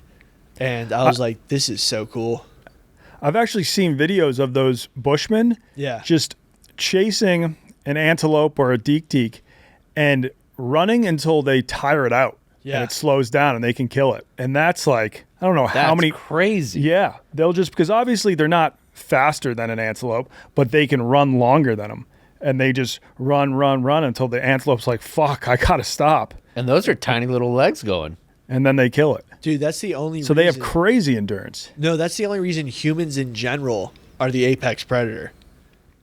Our endurance. Yeah, because we could just run. If you look, there's a book called Born to Run. We can just run down any animal on Earth till it dies. Just chase it. Chase herds. So what we do is we chase herds, and then we just slowly keep chasing them, and the weakest ones couldn't keep moving, and then we just follow it till it died. Or we caught up to it and speared it to death. But there's actually a meme about aliens encountering humans and finding out that our superpower is the infallible human spirit, that we just keep going and surviving. And they're like, oh my God, these humans won't stop going at us and following us to the end of the earth to kill us. And it's the infallible, I don't know, it's a whole thing. It's that's our superpower, is super endurance. And we can adapt to pretty much every environment on Earth. Yeah, but I get winded if I do like 2 suicides on the basketball court now. I'm fucked for like a week and a half. But you could get that endurance up with a little bit of practice, a little bit of umph, I used to have it. a little bit of infallible human spirit. I used to have it, yeah. Okay, Back yeah. in the day, I might have been able to chase down an antelope. I don't think anyone here can chase down an antelope. That's just Mincy. ingrained. I think their He did genes. a 10K. I think it takes more than a 10K to tire out an antelope. Yeah, how far you got? A marathon, you think? Yeah, probably a half marathon to a marathon. But yeah, I think they've found that some tribes in Africa, like their genes are slightly different, where they'll have that endurance gene. Definitely. Yeah. Kenya. Kenya, I mean, Yeah, there's a reason why it's the Kenyans Kenyans. win like everything. Kenya has, I would tell the guys in Uganda, like Kenya like has slow twitch marathon running muscles. Like they're not faster than you. Because they're like, Kenyans are so fast. I'm like, are they? Like, you guys are much faster. And I had no idea what I was saying. I was They're just like, pretty hyping them fucking up. fast, dude. Yeah. They're running marathons at 4 minutes, 20-second pace. Yeah. That's pretty quick. That's Well, I just had to insane. hype up the guys because they were like, the Kenyans are so fast. I'm like, no, they're not. You're faster. This isn't How is- marathon running. Yeah. How was the elevation changes for the football players from Uganda to Kenya? Oh, God. Was it bad? I don't know. It was I didn't really terrible. know. Donnie, did you see? Do you remember? It's so Nairobi is high. It's Yeah, pretty high we were up. playing at Mile High. Fuck. I don't We even got think I our realized ass that. whooped. I was just on the sidelines vaping. I hadn't slept at all the night before. I was up the entire night just trying to orchestrate, just drinking and trying to orchestrate getting them to Kenya. I was hungover playing at altitude and taking on the entire Kenyan, the 11 best Kenyan football players. The idea of a Ugandan football team being absolutely gassed at high elevation and Donnie's just ripping vapes. Honestly, so that like whole series, that was a character building series for me because it put me in some of the most stressful situations I have ever been in. Oh. Like if you had asked me, would you be able to stay up all night and figure out a way to get an entire football team from the capital of Uganda to the capital of Kenya, I'd be like, no. With a crazy language barrier, I'd imagine. Yeah, crazy language barrier, just having to figure out all these like apps and communicate. No, I mean most of the players could speak pretty good English, so language wasn't a problem, but it was just all the logistics of it. And but I just was like, you know what? I'm gonna set my mind to this. I'm gonna get a little drunk and I'm gonna get this done. I have a lot of experience with Ugandans. Really? They were the primary security forces that was hired to defend different camps in Iraq. So like every place that you would go inside the camps was typically guarded by a Ugandan.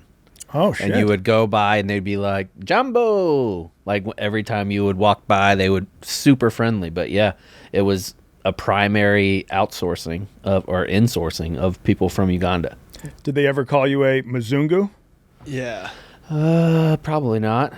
It's not like a super derogatory term. It's just what they call white people. Oh, well then probably so. Okay, yeah. I just picked up on the Jumbo. Yeah. A lot of them are in the Uganda and Kenya serve a lot of the UN forces. So like we lost the best player like the year before they lost to the UN security forces in Sudan. So, Is it like conscription? No, it's like a great job to have. Like more people try to join the UN than they do the Ugandan army because it pays better. Yeah. Like that's why there's all those Kenyans in Haiti right now. Yeah, that's why all the Ugandans came to Fallujah. Yeah. And like the UN will be a lot less corrupt than when they're working for the Ugandan army. We ran into a lot of corruption in Uganda, but Botswana, I think, is seen as one of the least corrupt countries in Africa. Yeah. You can get Botswana, has programs where it's like if you just go to the government and you're like, give me land, give me goats, and they'll be like, yeah, done. Yeah. Like So diamond riches. the diamond riches, and also it's when they found all of the diamonds. So Botswana used to be a British protectorate, and then like a year after they became their own country, they found these vast diamond reserves. And in a lot of countries, that will just lead to corruption where the leader of the country just takes it all for himself and his boys. But their leader did a great job of like, okay, we're going to use this wealth to better our country. So they did have, I think, like the highest AIDS rate in Africa. Yeah. Now anyone who has HIV in the country can get free treatment for life. So they're not the richest country, but you don't see like abject poverty. You don't see people that don't have enough food. You don't see people that don't have a roof over their head because the government can cover all of the basic necessities. That's awesome. Yeah. There's still, I don't know, maybe when we do a deep dive after this, we can talk about that a little bit more. Is that a blood diamond spot? No, I think their diamonds are legit. Yeah. They did a big partnership with De Boers. De Beers? So, De Beers. So maybe that's where like Dana? Yeah. De Beers. De Beers. Imagine you just roll up and you're like, Dana? And it's just like Dana on Da the Beer? throne. And he's got all kinds of diamonds. De Beers. Dude, the beer is definitely better in Uganda, though. Oh yeah. By Club. far. Club dude. Beers. Best beer of all time. Club And Pilsner. that's when I was like, Billy, that's when I learned like you definitely have a lot of knowledge about a lot of random stuff because driving home from the gorilla trek, we had an 8-hour drive and we would stop every 2 hours to re-up on beers. And me and Billy just pretty much just like did a 7-hour podcast that was not recorded, but talking about like African history, random conspiracy theories. Yeah. And it really helped the time fly by. That was an awesome trip. Yeah. Honestly, Yeah. Donnie, I think nothing, look back, it was a very challenging trip, but I think nothing could have prepared you better for fatherhood than that trip. I would agree. A lot of vaping when you're a dad. And hey, we had Gruden on this pod, and I've been talking to him off the pod too. He's thinking of going to Dresden, Germany sometime in May to coach their team for a week. And he was like asking if I wanted to come. I don't know if I'll be able to. Also, I don't think Gruden understands that I don't really know how to coach at all. I was kind of just following your lead. But you might be a solid contestant for that. Ooh, I know a lot about Americans in Dresden. I'll tell you that. Not good things. About the fire bombings or something back in World War II? Look, if we bring the air raid to Dresden, it might be not accepted. Yeah, you might, well. you might not want to call it the air raid. I mean, Americans bring the air raid to Dresden. Well, yeah, no. You might have to call it the run and shoot. Yeah. No, but dude, Gruden, if you want me to go, I'll see if I can take work off for a week in Dresden. I mean, the German teams are weird because my buddy plays in Germany. No, he's in Italy now, but he used to play in Germany for the Cologne Crayfish, the Cottbus Crayfish. But when I think crayfish, I think Germany. Yeah. East Germany.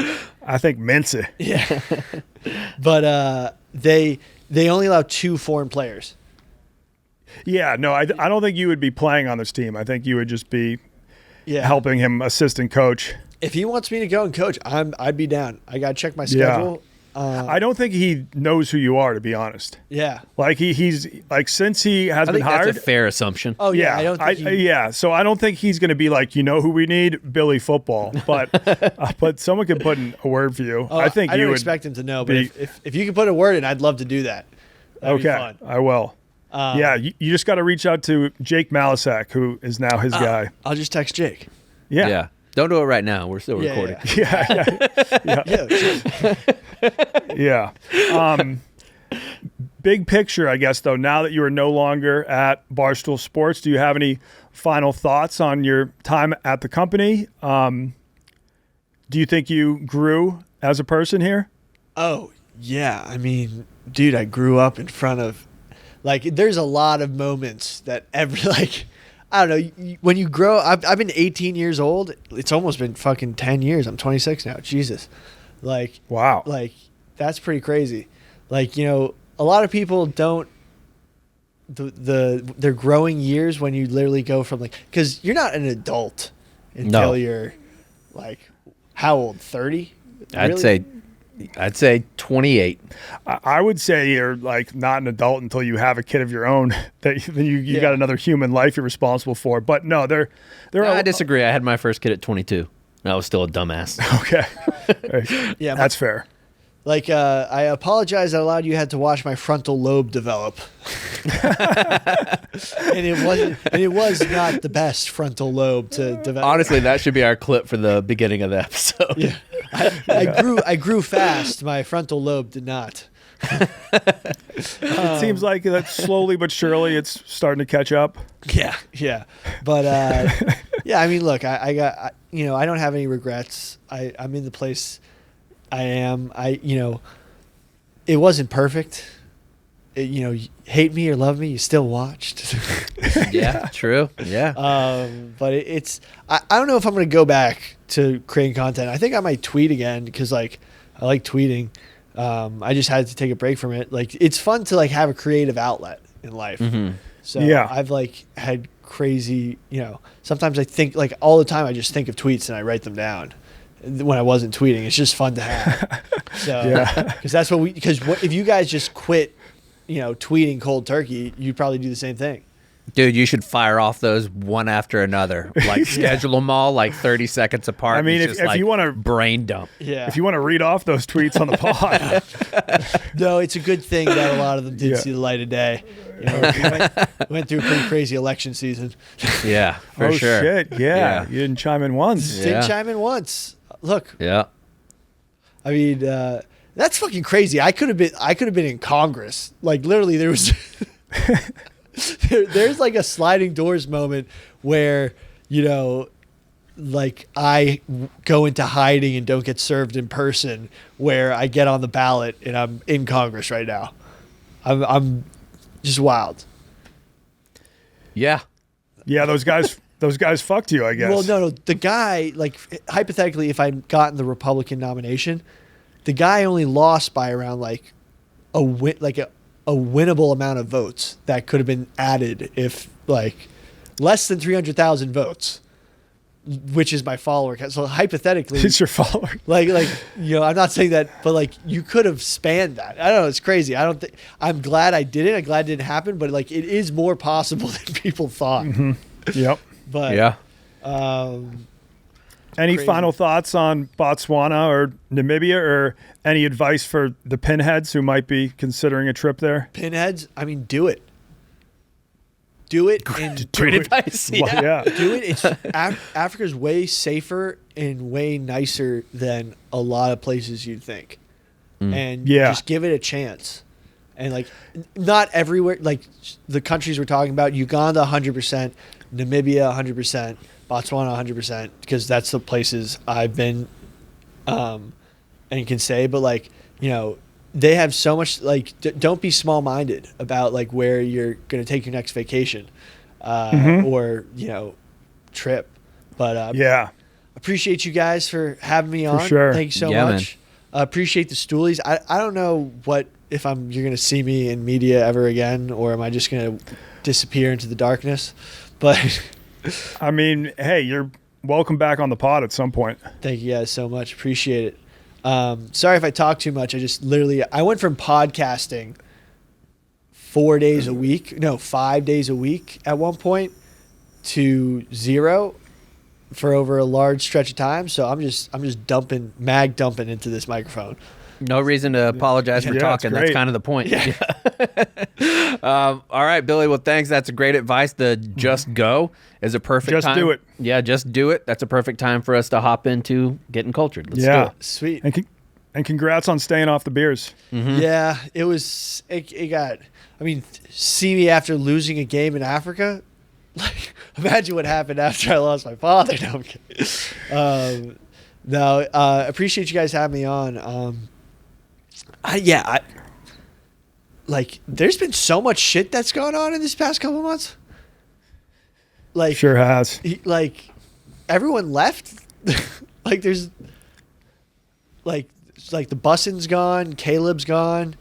It's crazy, but All right, Billy. Thanks, man. Appreciate it. Are people listening? Is this bugged?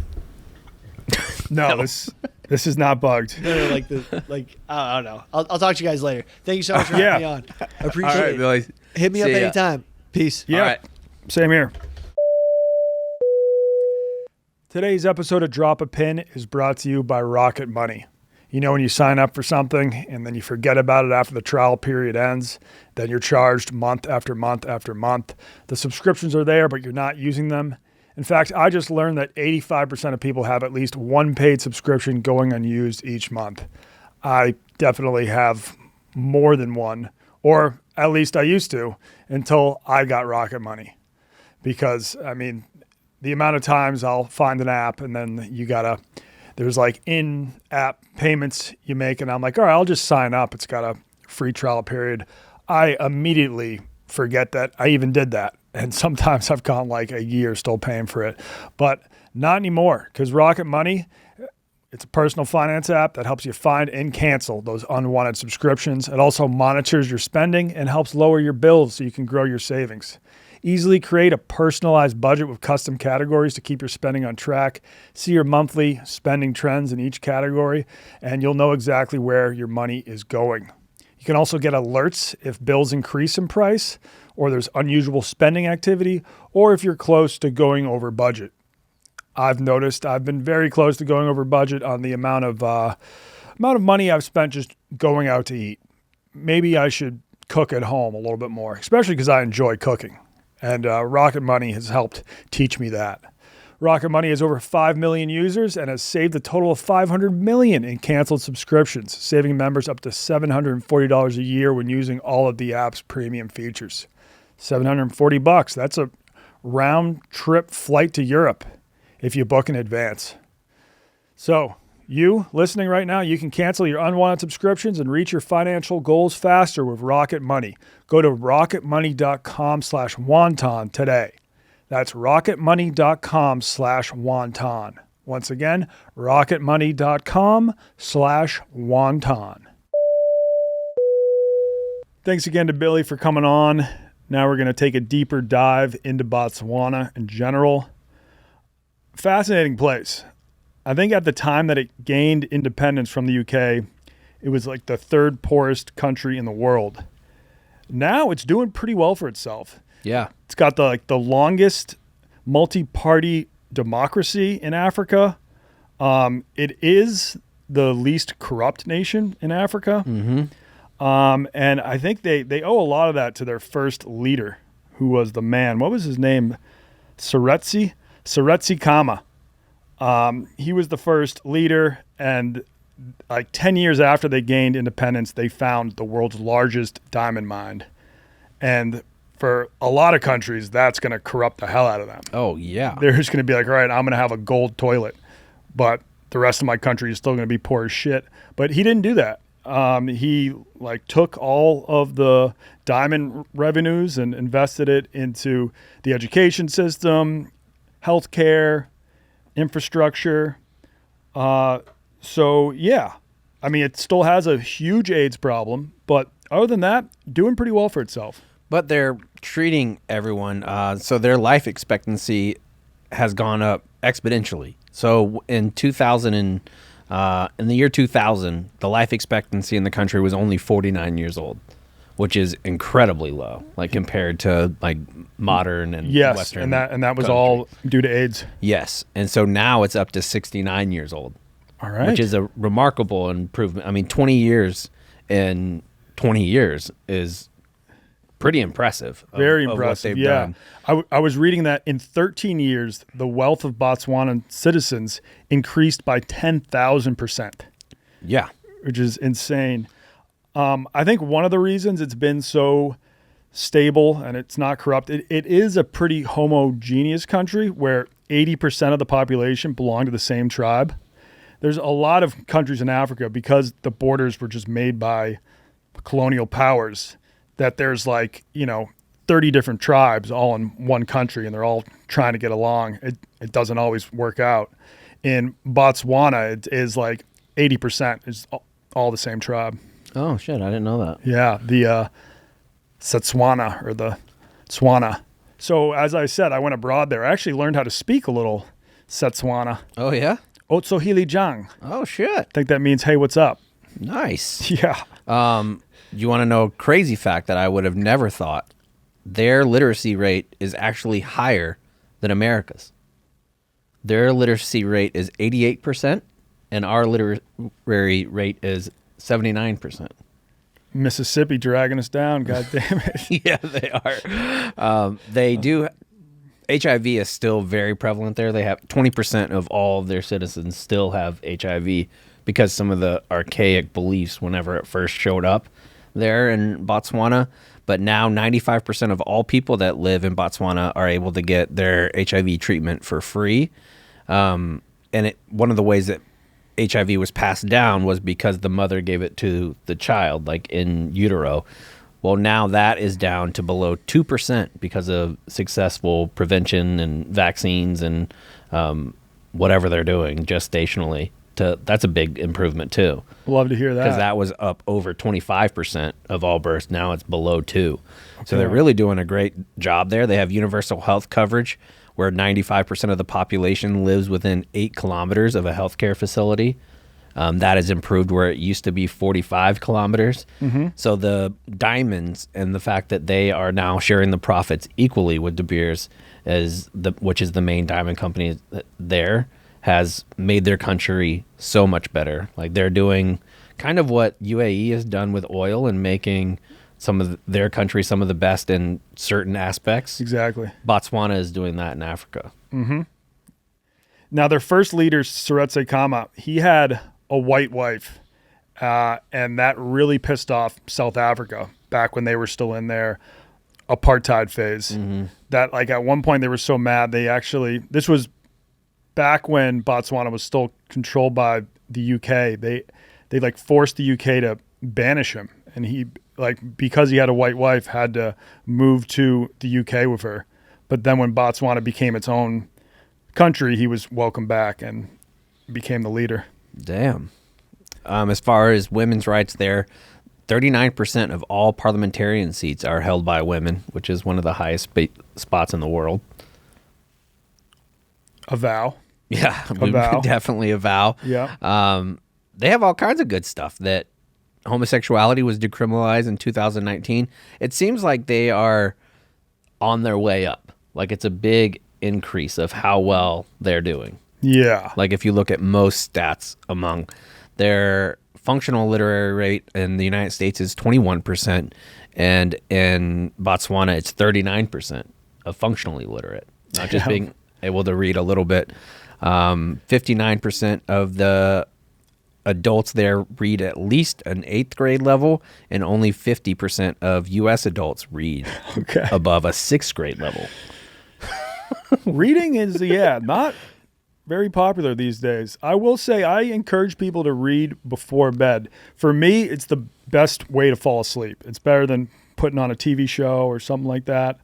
Like, I don't know, like if I'm watching TV trying to fall asleep, I could be up for an hour and a half. If I open a book, I'll read half a chapter, boom, I'm out. Exactly right. Like I have a brain injury, which affects my short-term memory. And one of the things that my doctors have told me to do is read. So I try to read for an hour to an hour and a half every night before bed. Like turn off the TV and just read. Yeah. And it has improved my memory, my language, all kinds of stuff. And I really started it in earnest probably a year and a half ago.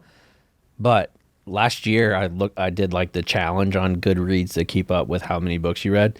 I read 81 books last year. Yeah. Fantasy books like Brandon Sanderson, a bunch of mixed in biographies, nonfiction. I completely agree. Reading is great. It's good stuff. I saw this hilarious comment on a YouTube video just about how well Botswana has done. And the top comment was, Botswana is more of a Chad than actual Chad. Yeah. I guess so. Yeah. I don't really know what that was supposed to mean, but yeah. I guess just a Chad is like a bro, like Botswana's broing out. Botswana is also home to the San Bushmen, and they're considered some of the oldest inhabitants on Earth. archaeological evidence suggests that they have lived in Botswana for around 25,000 years. Jeez. Yeah. Isn't that insane? Yeah, that's a long time. Yeah. Like some of the oldest humans on Earth are there. And they live in the middle of the Kalahari Desert, which the Kalahari Desert takes up like 2/3 of the country. Yeah, huge. And there is nothing there.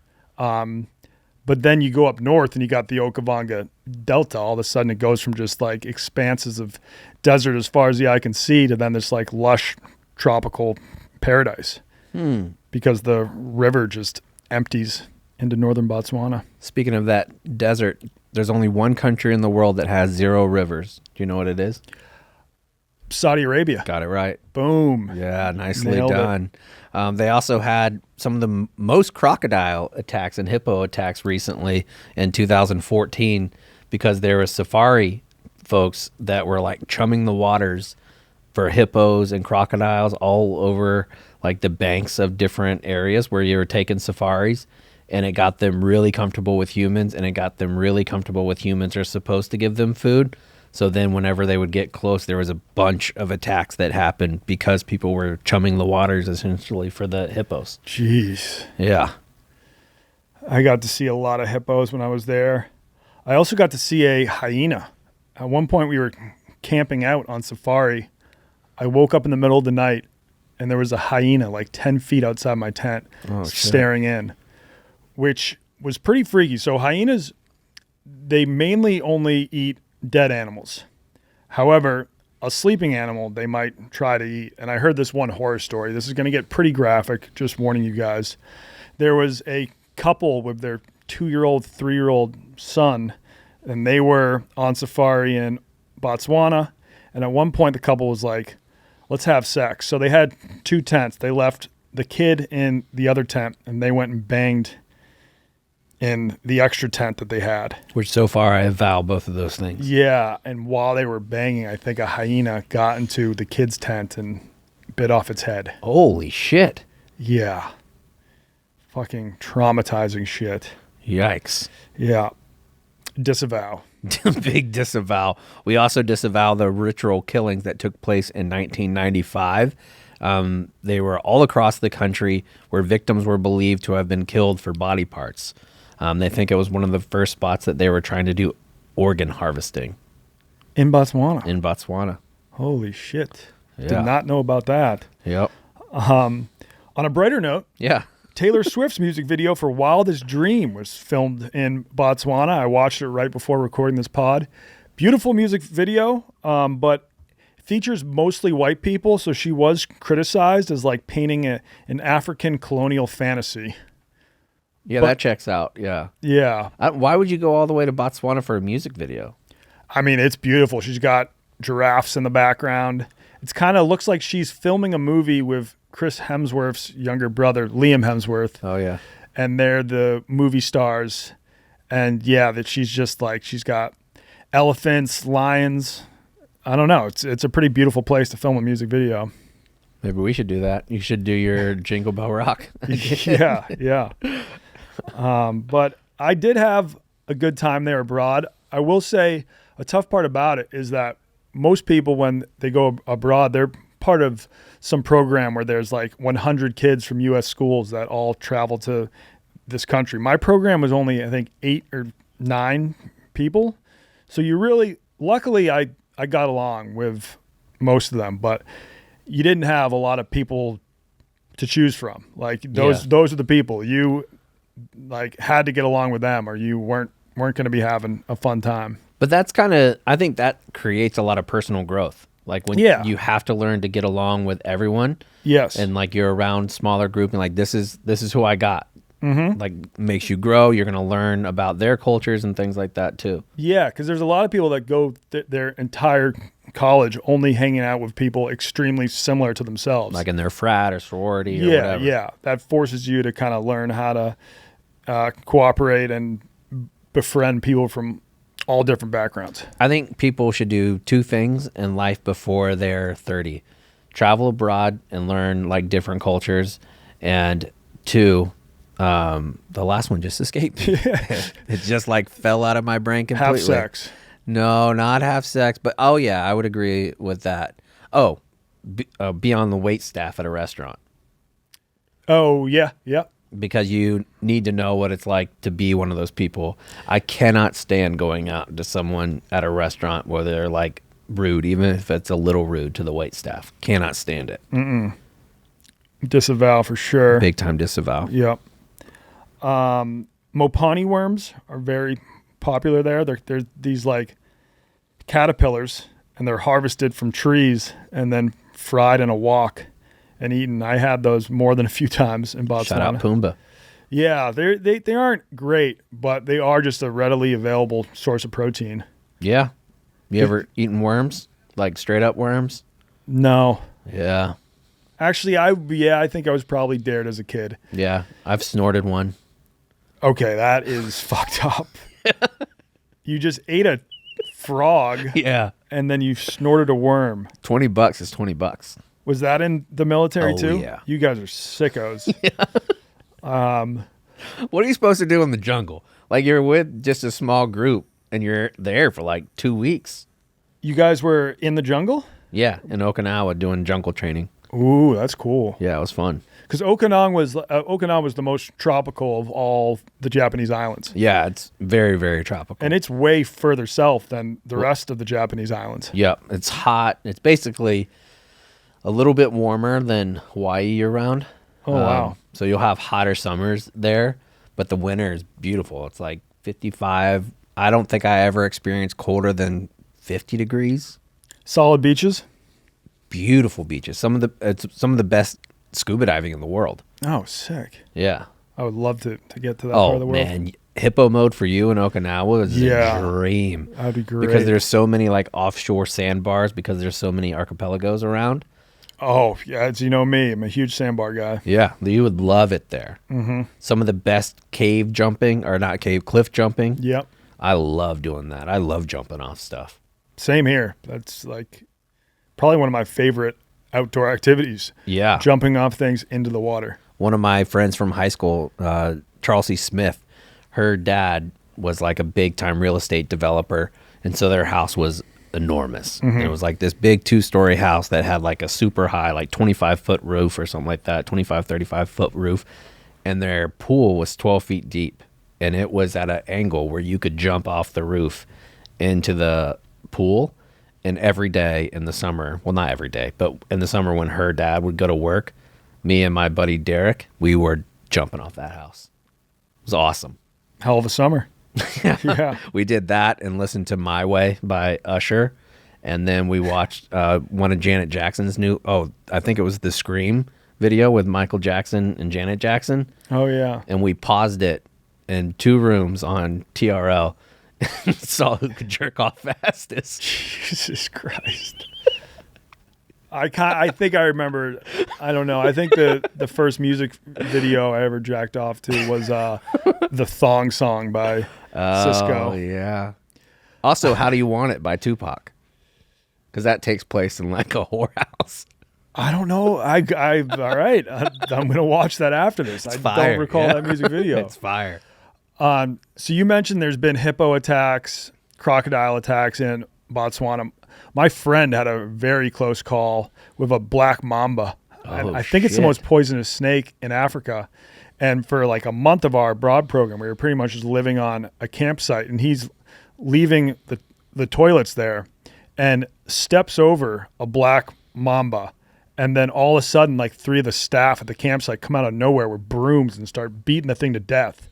So he didn't even realize he had just walked over it, and then turns around. These people come out, and he if he had just stepped 6 inches shorter, would have landed on it. He's dead. Been bit, and I think you might have like 25 minutes to get to a hospital, or else you're dead. And there was like, and after that, I was like, oh fuck, because a week prior I had one too many beers, and I just decided to sleep outside at the campsite. And then I told some friends that. They're like, dude, do not do that here. That's extremely dangerous. So it's saying that the death rate of a bite from a black mamba is nearly 100% if it's untreated. If it is treated, it goes down to 96%. Oh my God. Yeah, so you're almost for sure gonna die. And if you get bit and it's not treated, you're gonna die within 20 minutes. I wonder if at that point they just have to like amputate your leg. Like that's the only way you'll survive. They're like, if we just like chop off your leg so the poison doesn't spread at all. Yeah, and like because if you don't know anything about snake bites, like typically if you get bit by a rattlesnake, you want to do like a tourniquet to cut off the blood flow. Yeah. It's the opposite for a black mamba. You have to seek medical help immediately, immobilize the bitten limb, do not cut, suck, or use a tourniquet. No antivenom is the only cure, and it has to be given within the first 10 minutes for it to be effective. Otherwise, you could die because it's 20 minutes death. Jesus. Yeah. Yeah. And you can fall into a coma as quickly as 5 minutes. Fucking A. Yeah. Yeah. So that guy, he like, and he realized it afterwards. He was as white as a ghost. He was like, I just came so close to dying. Yeah. Holy shit. On a brighter note, actually, this isn't a brighter note at all, but One more thing about black mambas before we continue. yeah. So Would love only to hear it. 10 to 15 milligrams of their venom would be enough to kill a human. Each bite can contain 400 milligrams. I wonder, like, if you extract that poison into like a dropper, like, have there been assassins in the past that have just used that to? I know Kill like a people? lot Like, of is- like indigenous cultures around the world will definitely make their like blow darts or like arrows put with poison. Yes. So I would imagine so. But I think that the risk versus reward in Botswana to get that and do that has got to be too high. Because if you're trying to get that to kill somebody and you get it, you're deadzo, Yeah. you know? Mm-hmm. Like, and I think tribes would know that. Yeah. There is videos, though. There's this one snake farm. It's in the United States, and I watch the TikToks about it a lot. And this dude will have, like, huge king cobras, black mambas, like some of the worst snakes in the world, and he handles them like it's nothing. Like, he'll have this huge black mamba, and you could see when he puts it, you know, though, he'll have, like, a big glove on. But whenever they put it over that little cup that has the rubber top where it milks the venom out, every time he does it, it makes my balls like shrivel up because I'm so nervous. I've seen a guy online too that like injects himself with snake venom. Yeah, I've seen that guy. trying to build up a tolerance. Mm-hmm. Or I think he thinks it has health benefits. I think that might be the same guy. Yeah. That's why he's not nervous because he injects himself with a little bit of it every time, which I guess kind of makes sense. Like if herd immunity really is a thing, I could see that working, like exposure therapy Yeah. almost. Yeah. I could see that working. Yeah. I have a friend whose sister got Lyme's disease, and in order to treat it, she's been stinging herself with hornets down the spine. Something about, it's either bees or hornets, something about their venom is believed to help cure Lyme's disease. And so she'll literally take the bees and just sting down the spine. So she'll have these like giant sting marks down her spine. I'm gonna look that Not up. sure if that's just like holistic medicine or if it's scientifically proven. The idea of using bee stings to treat Lyme disease is a controversial alternative treatment. While some say Lyme disease patients claim relief from the system using bee stings, many say it might be a placebo effect. Okay, so not officially proven. But they also don't have any official scientific studies about it. A 1997 study found that they can kill Borrelia in a lab setting, but this has not been proven in human trials. And bee venom therapy can cause severe allergic reactions, so they don't recommend it. But I don't know if it's a myth that wide enough to have several articles about it. Why wouldn't you do a scientific study on it? Doesn't seem like that'd be difficult. Yeah. Mm-hmm. All right, you want to do some getting cultured? Yeah, I got two more stories. Okay. I had one of the scariest drives of my life in Botswana. So the last 3 weeks of the program, we all had to do a research project, and mine was on sustainable fishing practices in the Okavango Delta. And I was assigned a translator, so we just drove around talking to fishermen and like seeing if the policies they have in place like are actually helping the environment or not. I don't know. But our last night after doing all the research, we got pretty hammered, and I assumed we'd be driving back to the capital the following morning, but my translator was like, nah, we're driving tonight. So we're like already 6 beers deep. He brings a bunch more beers in the van with us and then just starts driving. Like, this is like pitch black. There's no street lights or anything. And just, we have like a 4-hour drive ahead of us, and he's cruising like 80 miles an hour. And every half hour, there's just like a herd of either donkeys or cows that he has to swerve out of the way for. And I'm just like white knuckled, holding on to the side, like, holy shit. At that point, I just kept on drinking because I was like, this guy's not going to stop. If I'm going to go out, might as well go out drunk. Right. Yeah. But we made it. I guess he just knew those roads like the back of his hand. You have some weird traveling stories in Africa. Yeah, for sure. And then this did not happen in Botswana, but still the best hippo mode of my life, I think. Devil's Pool. So northern Botswana is very close to Victoria Falls. Will you pull that up, Sam? And so, yeah, search Devil's Pool, Victoria Falls. And unfortunately, when I went there with Za, oh, wow, it was in the heart. Yeah. Shit, that's beautiful. Double rainbow. So we're going to have Za on the pod to do an episode on Zimbabwe at some point. When I went here with Za, it was like in the middle of the wet season, so the currents were too strong that you weren't allowed to swim in the Devil's Pool. But when I went there while abroad, it was the perfect time, and you're able just to swim out to the edge of the waterfall, and there's like a little natural swimming hole where you can just post up and go hippo mode. But the swim out there was kind of shady. Like, there's a strong current, so if you can't like swim that well, there's a chance you might just get swept over. But yeah, I think I would have. I only have like one shitty photo of it. This was before I was vlogging, but I think that is still the number one hippo mode spot. After doing it and having it your favorite hippo spots where everywhere you've gone hippo mode, that had to be wildly disappointing that you couldn't go back out there. Yeah, no, I really wanted to go back out there with Za. That's beautiful. Yeah. I would go just for that. It's worth it. What's the temp in the water there? Got to be pretty warm. Yeah, it was nice. And there, the rapids are too strong, so you're not going to run into any alligators or hippos. But if you go 100 yards back behind the waterfall, you're definitely going to see some hippos. Hippos are that prevalent? They're all over the joint? In the Zambezi River, for sure. Yeah. And Botswana does have the largest population of elephants in the world.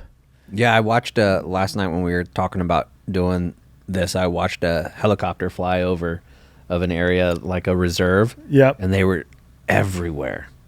But don't worry, Billy's going to take care of that. Yeah, he is. Yes. All right. Let's hop into Getting Cultured. All right, welcome back to Getting Cultured. Today we have a very special guest. You might have heard of him, Coach Jon Gruden. Jon, thanks for being with us. Hey, thank you guys for having me. I'm fired up. Yeah, we're doing a little bit of Getting Cultured.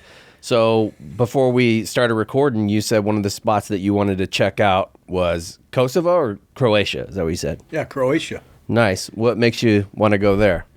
Well, my wife and I haven't done a lot of traveling. We've been to Rome and we've been to Budapest, and we're just kind of getting into that point of our lives where we have a little more free time. And I've had a lot of people tell me that's one of the coolest places to go. It's got like a beautiful coastline. That's what I'm interested in. I'm interested in just getting a nice hotel and staying in that hotel for a week and enjoying some beautiful sights and beautiful restaurants and just being with my wife, having some fun. So you're not a guy, when you travel, you want to be just like walking all over the place, like checking out all these different museums and hikes. Like, you want to get to one nice resort and just post up for a week? Well, I don't mind getting out and seeing the city. I just don't want to get on a plane and go someplace else, or get on a train and go to another city and check into another hotel and another room. I like to stay in the central location. Okay. And enjoy the city where I am, so I get to know it. Yeah. Mm-hmm. Were you ever a fan of Game of Thrones? Not really. Not really. I Okay. haven't had much free time in my life. Well, I know you're a big fan of The Walking Dead. I love it. Okay, but never got around to Game of Thrones. I only bring it up because one of the filming locations for King's Landing in that show, it's Dubrovnik, Croatia, which is one of the most beautiful places I've been. Okay. It's like a medieval walled city right on the coast of the Adriatic Sea. Yeah, it's like going back in time. And all these beautiful beaches, not sandy beaches there. They're kind of known for rocky beaches, but the water is a beautiful color. It's the perfect temp. And yeah, I think you'd have a blast if you posted up there, or this island Hvar, which is right off the coast of Croatia. And that's kind of like a millionaire's playground of sorts, but they've got beautiful resorts all around the coast of it. Where would you go to get me hooked on traveling? Where I would go and check in and say, man, I'm going to start to become a traveler. A travel guy. Croatia would be a solid place to start. Like that whole area. I did a road trip through the Balkans. So that's Croatia, Serbia, Montenegro, Albania. And it's all beautiful. It's like slightly cheaper than Greece and a little less touristy than Greece. Friendly people, tasty food. And they actually have a Balkans football league. Wow. Because the first time we met, someone told you, they're like, oh, this guy won a Super Bowl in China. Yeah. You probably thought they were just making that up. I thought you were making it up. Okay, no. Then I find out you've done more than that. I mean, you've been all over the world playing football, coaching football. Yeah, so I played in China just because I knew they had this league. Now, I played Massachusetts high school ball, but it was a small high school. It was probably like D5 high school football and hadn't played since. And then I was in China when I was maybe 20 or like 30 years old, hadn't played since I was 17 or 18. And I just knew other people that were going out for the team. And I was like, you know what? I'm gonna put the pads back on, and ended up becoming their starting defensive end. Well, I've always said you were really twitchy. Yeah. Yeah. That helps. I mean, defensive end's what I played in high school. I'm not like, I wouldn't say, because then a few years later I went and coached football in Uganda. Now, I went with a guy, Billy Football. Now he ran the offense, and then I was kind of the defensive coach. I know how to play that one position. I wouldn't say I really know how to coach a full defense. Like I could be your defensive end coach or something, but beyond that, I didn't really know what I was doing. We were just thrown into the fire. But it is amazing to travel to all these foreign countries and see how passionate the people are about playing American football. Because a lot of them in China, a lot of people were around my age. They had full-time jobs. They had families. They weren't being paid to play in this league. But all their free time, all their weekends, it's just dedicated to practice and traveling and playing. Were you ever around NFL Europe much? No. I mean, I've coached players that played in NFL Europe. Matter of fact, we won the Super Bowl with Brad Johnson, who played over there. Yeah. So it was a great developmental league. I've talked to coaches for the Milano Seamen. I've talked to they're in the European League. Okay. And then Germany has a great league. And the coaches from Dresden, the Monarchs, they came to my office. And I was thinking about going out there this spring, taking Jake, my assistant, Mislik, Jake, Big Jake. Yeah. I'm still learning his pronunciation. Malisak. Yeah. I'm bad with names, but I want to go over there with the cameras, and I want to see what the hell's going on. I think you should do that 100%. Because, I've been at the company a long time. I've made a lot of content. Whenever I put out some sort of content pertaining to foreign football, I think it's like my most well-received content out of all of it. Really? Yeah, people are just fascinated. Yeah. And so if you could go out and coach the Dresden Monarchs for a little bit, even if you were only out there for 1 week and you helped them coach in one game, that would be huge. I just want to sit down with the coaches behind the scenes like we did in Tampa, talk a little bit about schemes, different ways to attack coverages and fronts, and maybe put a couple drills in that I think are pretty good and see what they're doing. You can learn a lot from other coaches as well, but I was really impressed with these guys. The offensive coordinator, these guys love football. They're, like you say, they're passionate about it, very inquisitive. They want to get better, and they're pretty damn good too. They were an impressive team. Yeah. Something that shocked me when I was playing in China is the range of skill levels. First off, we had this Chinese guy who was probably 250 and jacked. He played offensive, defensive line. It's like, you know what? You might be able to play college ball in the U.S. We had some American guys that had moved to China who had played D1 college in the U.S. And then we had some girls on the team too. Yeah. That just like, full pads. And I mean, there was a game we were up by a few touchdowns. They put the girl in at running back. We were close to the end zone. The first two plays, she just gets destroyed. The guys out there were not going easy on her. And the third play, she runs it in for a touchdown. Really? Yeah. That's good for her, man. Yeah. But, you talk about traveling, and I don't want to just turn this into football, but we like traveling in the United States. We've been to Montana. We've been to Jackson Hole. Mm-hmm. We've never really been to the East Coast like Vermont or, any of those cool places. Yeah. Martha's Vineyard, you hear about places like that. Yeah. But we love coming to Chicago. We got to come for 4 days last week, and my wife and I got to hang out in Michigan Avenue and Rush Street. Yep. And, you see Lake Michigan, you don't realize it looks like an ocean, not like a lake. Yeah. No, where are the places in the United States that must see, have to see it? So I'm from Massachusetts. So I grew up going to Martha's Vineyard, Nantucket. Is it all what's advertised? Is it a good place for people to go? I love Massachusetts during the summer. It's one of my favorite places in the country. I think you're one of the few employees that Dave would actually let stay in his guest house in Nantucket. I don't know about that. Because like a lot of Patriot fans up there. That's why I kind of steer away from it. I don't know. I just know if I asked Dave, it'd be no chance. But I think he respects you so much. He might be like, yeah, sure. If you and the wife want to stay. What is it about the place, though, that makes it so great? Well, like the sun won't set till like 10 p.m. in the summer there. The seafood, I think, in New England is the best in the country. I so agree. just the lobsters, the fried seafood platters, the clams, the oysters, that's all top notch. What would you do all day other than eat?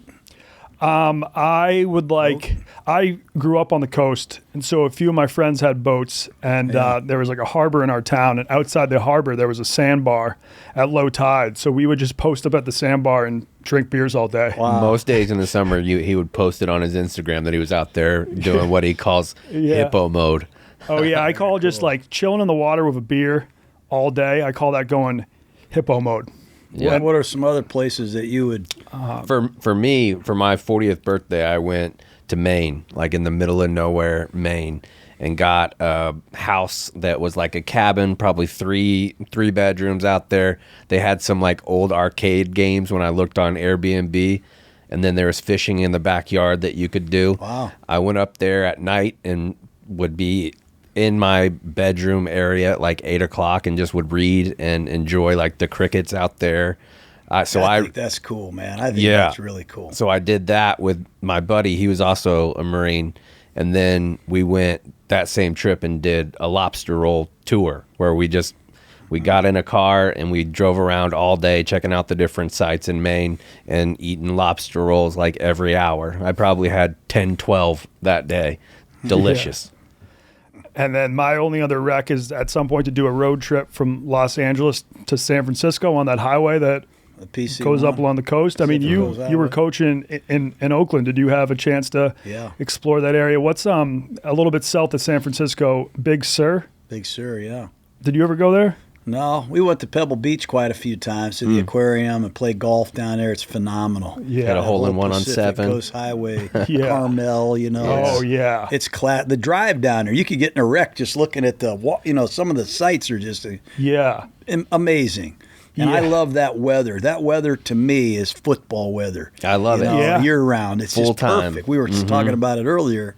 It's never too hot. It's never too cold. Yeah, and we won the Super Bowl in San Diego. I always loved San Diego. My God. But when I was down there, I've really learned to love that place. Southern California, Orange County, San Diego, that area to me is the coolest place I've been. But that stadium was a piece of shit. Yeah, it was just like a big hunk of concrete. Yeah. It was terrible. Yeah. So a couple weeks ago, we had Frank the Tank on. And I know you're a Frank the Tank guy, got a shirt right there, did a walk with him. He was saying, we asked him what his least favorite place in America, and you have some time there in Oakland. Yeah.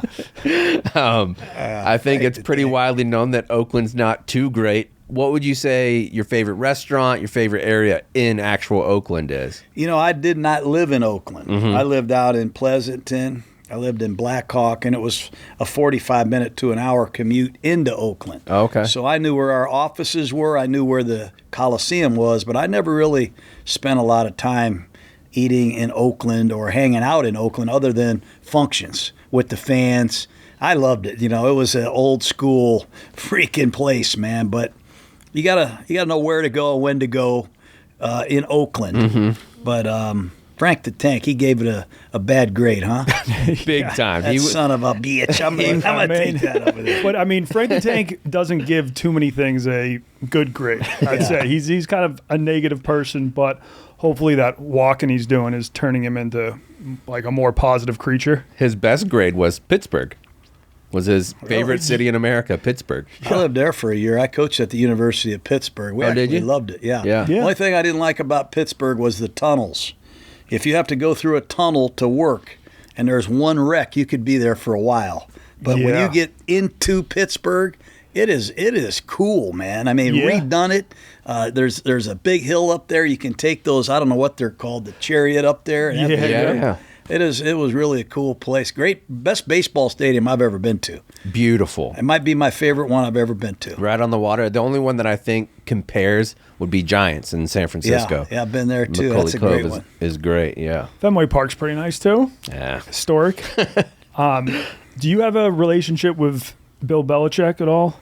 Not really. I got to know him early in my coaching career. Yeah. I tend to stay away from the defensive guys. I'm an offensive coach, but he was always good to me. He's the one that introduced me to Bon Jovi.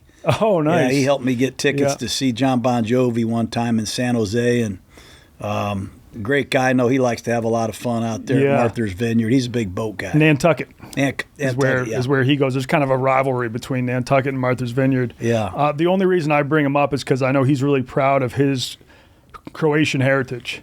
And so I'm sure he's traveled there, and I bet may have some tips for you. How about New York City? That's one of my wife's favorite places. Have you ever been to the Hamptons? Mm-hmm. What's that? Is that worth going to? I don't think you'd like it. It's a little snooty. Yeah, good. That's good. That's I don't good. think He likes the snoot. I mean, I would say, I have never been to the Hamptons, but I've heard some people say it's even a little snootier than Martha's Vineyard and It's Nantucket. definitely It's kind not as Nantucket, but the Hamptons, I think, is definitely a snooty spot for sure. My wife's from Tennessee. She's from the Smoky Mountains, a little town. He just got back from there. We bought property a long time ago, and then when I got out of coaching, we decided to put a barn dominium up there. Oh, yeah. So it looks like a big barn, but when you walk in, it's pretty cool. Those are cool. I That's love right about 20 minutes from Sevierville, where Dollywood is, near Gatlinburg. I was just there about 2 months ago, and we climbed the tallest mountain in the Smoky Mountains, Mount LeConte. Yeah. And that was my first time in that part of the country. I thought Eastern Tennessee was beautiful. Yeah, I love that. It's close to North Carolina. Yeah. They have some flood issues that have really, hurt that area and transportation. But we've had a lot of fun over the years going up there. What were your thoughts, though, on like Gatlinburg and Pigeon Forge? Well, it's become too commercialized for me. When I was at Tennessee coaching back in like 1989 or whatever it was, I can't even remember. It was a long time ago. It was pretty cool. You go to Cades Cove up there. It was pretty, absolute. I mean, there was nobody there. Yeah. It was great. You'd see deer running around. You could go into the water and see if you could catch a trout. But now it's really commercialized and hard to get in and out of. A lot of traffic. Too many laser tags. Too many. Yeah. Just based on environment only, favorite location that you coached at? Well, I love the Bay Area in California, and I love where I am now in Tampa, Florida. That Tampa, St. Pete, Clearwater area is phenomenal. Yeah, it is. For me. I love that area too. I feel like the Miami area can be like a little too snooty, a little too every place you go, you got to be dressed to the nines, and it's hard to get a reservation. But Tampa Bay seems a little more blue collar, salt of the earth. Yeah, we got a lot of good people there, people that are born and raised there, and some old school restaurants that are still there. The mom and pop places down on Clearwater Beach. Mm-hmm. Burns Steakhouse. You ever been to Burns Steakhouse, Tampa? No, I've never been there. You guys get down there. I'll show you guys around. I'll show you guys around a little bit. You guys will have a good time. That'd be awesome. Yeah, and please let me know if you end up coaching out in Germany. I was going to ask you. I would love to call these guys, and maybe we could set up going out there, like you say, for 5 or 6 days and seeing a little football, putting in a few plays, learning some things, making some friends, and seeing the sights. They showed me some pictures, man, that are overwhelmingly cool. Nice. Overwhelmingly. That's the first 5-syllable word I think I've ever used. I try to do that on these shows, act really smart. Yeah. I mean, I don't know how much help I'd be on the coaching staff, but I could definitely help you. Coach the ends, man. Set the edge, I rush the coach passer. the ends, and I could also help film and make some content for you. Yeah, that'd be a blast. Plus, we got to have somebody that can help communicate, navigate the ship. Yeah. That would be you. Yeah. I mean, I don't speak German, but I've How many spent some time languages in do you Europe. speak? So I know survival Chinese, where if Let's you, hear something. 你好，我叫 Donnie，我是美国人，我喜欢橄榄球。 What about you? What you got for me? I used to speak survival Japanese, but Let's hear something. Konnichiwa. No, let me see. What do I want to say? Survival Japanese. Yeah. Like you're dying, I need water. Like you need Yeah. help. World War II. Hi, dojo gozaimashita. Which just means whenever you go anywhere, excuse me, I'm sorry. Because that's the how you go into a place. Yeah. When you walk into a store there, they'll say, "Sumimasen arigasimasu," which just means excuse me very much, welcome. So if you walk into somebody's store, like it's your store, if I walk in to buy something, they apologize. They're like, Really? Sorry, yeah. Yeah. Sumimasen arigasimasu just means I'm very sorry. Okay. I wanted to take my wife for a romantic thing in France, Oh, yeah. I took French in high school, like, comment allez-vous? Oh. Très bien, merci, vous? Parlez-vous français? I gotta say, I did not expect Jon Gruden to speak in French. Nobody did either. show. I know. I can't believe I survived a year of French in high school. But Yeah. have you ever been to France? Yeah, I was there for the Summer Olympics. What do this you past think of August. that? 5-star? So the problem was the Airbnb we got did not have air conditioning, and they experienced quite a heat wave. So the first week was pretty miserable. I was just taking 3 cold showers a day, constantly drenched in sweat. But then I moved into another Airbnb that had a view of the Eiffel Tower. It had air conditioning, and then my experience got a lot better. But I don't think I fully took advantage of the food. I was eating a lot of smash burgers over there, which were surprisingly What's good. a smash burger? You never had a smash burger? It's like one of those burgers they put on a flat iron grill, So- and then and they'll you take get- a brick or something like a press. So it's a really thin That's burger. a hamburger to me. It's a thin burger. It gets Yeah. for some reason smashing the patty makes it so much better. Like now, I almost only want to eat smash burgers when I go out for a burger. Because a little bit of crisp. on the Yeah, a little bit of outside. crisp on the Little side. char, yeah. But no, I enjoyed Paris. And before I left, people were like, it's overhyped. It's pretty dirty. I didn't think that. I thought it was an awesome city just to walk around, which is what I like to do when I travel. Like I get to a city and just going for long walks, stopping at certain spots to get a snack. That's really all you got to do to really learn to appreciate a place. I got to have the right hotel. Yeah, Yeah. yeah, I you're just right. love a great hotel. I mean There's- a great hotel. Mm-hmm. I'd rather stay in a great hotel and go for 3 days than stay a week in just a below average or average hotel. Mm-hmm. The hotel to me really makes it. Some of these hotels nowadays are unbelievable. And once you go to a nice one, it's hard not to be spoiled and be like you walk Yeah. into a Holiday Inn, you're like, what is this piece of shit? Yeah, well, that's what I do. I do Yeah. the same thing. This has been awesome. Yeah. Man. This is quite a There's setup. no Yep. marble on the floor. What the hell are we doing here? Yeah. Well, Gruden, thanks so much for coming on. Yeah. Thank you. Thanks for playing defensive end today. Yeah. Well, you put me at tackle. I had never played tackle before. But Oh, that's right. You played yeah. left tackle. I was in the trenches. Yeah. Did you make Learn the logic technique call? so you know how to beat them. Yeah. I mean, it was like teaching outside contain is tough. Like I would just because that's the one thing you got to do at defensive end. That's the one thing you got to hammer into these guys' heads is don't let anyone outside of you. And I tried to do it with the Ugandans. I don't know if I got my point across, but People don't realize keep and contain, and that's easier said than done when you see Lamar Jackson or Jaden Daniels. Yeah. because they're too fast, Yep. And pretty soon you try to, keep them in the pocket. Now you're not even rushing the passer. You're no man's land. You're not doing anything. Yeah. They totally break your game down, these guys. That's why I can't wait to watch the games this weekend. But this was awesome. Thanks for your service, awesome. man. Oh, thank you. Where did you Appreciate serve at in the Marines? I spent time in Okinawa and Wow. then in Quantico, Virginia. And then my last job, I was the chief military working dog instructor. So I taught people how to use bomb dogs, and that's what my job was. I was a bomb dog handler in Fallujah when I was deployed. What a life. How many years did you do it? Just about 10, pretty close to 10. I got shot, so they retired me. You got I shot? got retired early, yeah, Where? through my arm. My gosh. Yeah, so I can no longer play defensive end. But More of a corner guy. you can play defensive end on the court though, right? Yeah, I can do it on the Yeah, court. we're Yeah, just- yeah. Running We'll through a get you play. next time. Thank you guys, though, for having me. Yeah. Yeah. And the Milano Seamen, do you think they named themselves that like as a joke or No, there's a seriousness behind it. I can't tell the story because I can't remember exactly, but if you look it up in the what's it called, Wikipedia page, Yeah. you can read about how they came to that conclusion. It was odd because I didn't see any sea out there in Milan. No, it's not on the coast. Yeah. All right, Coach. Thanks so much. Yeah, thank you guys.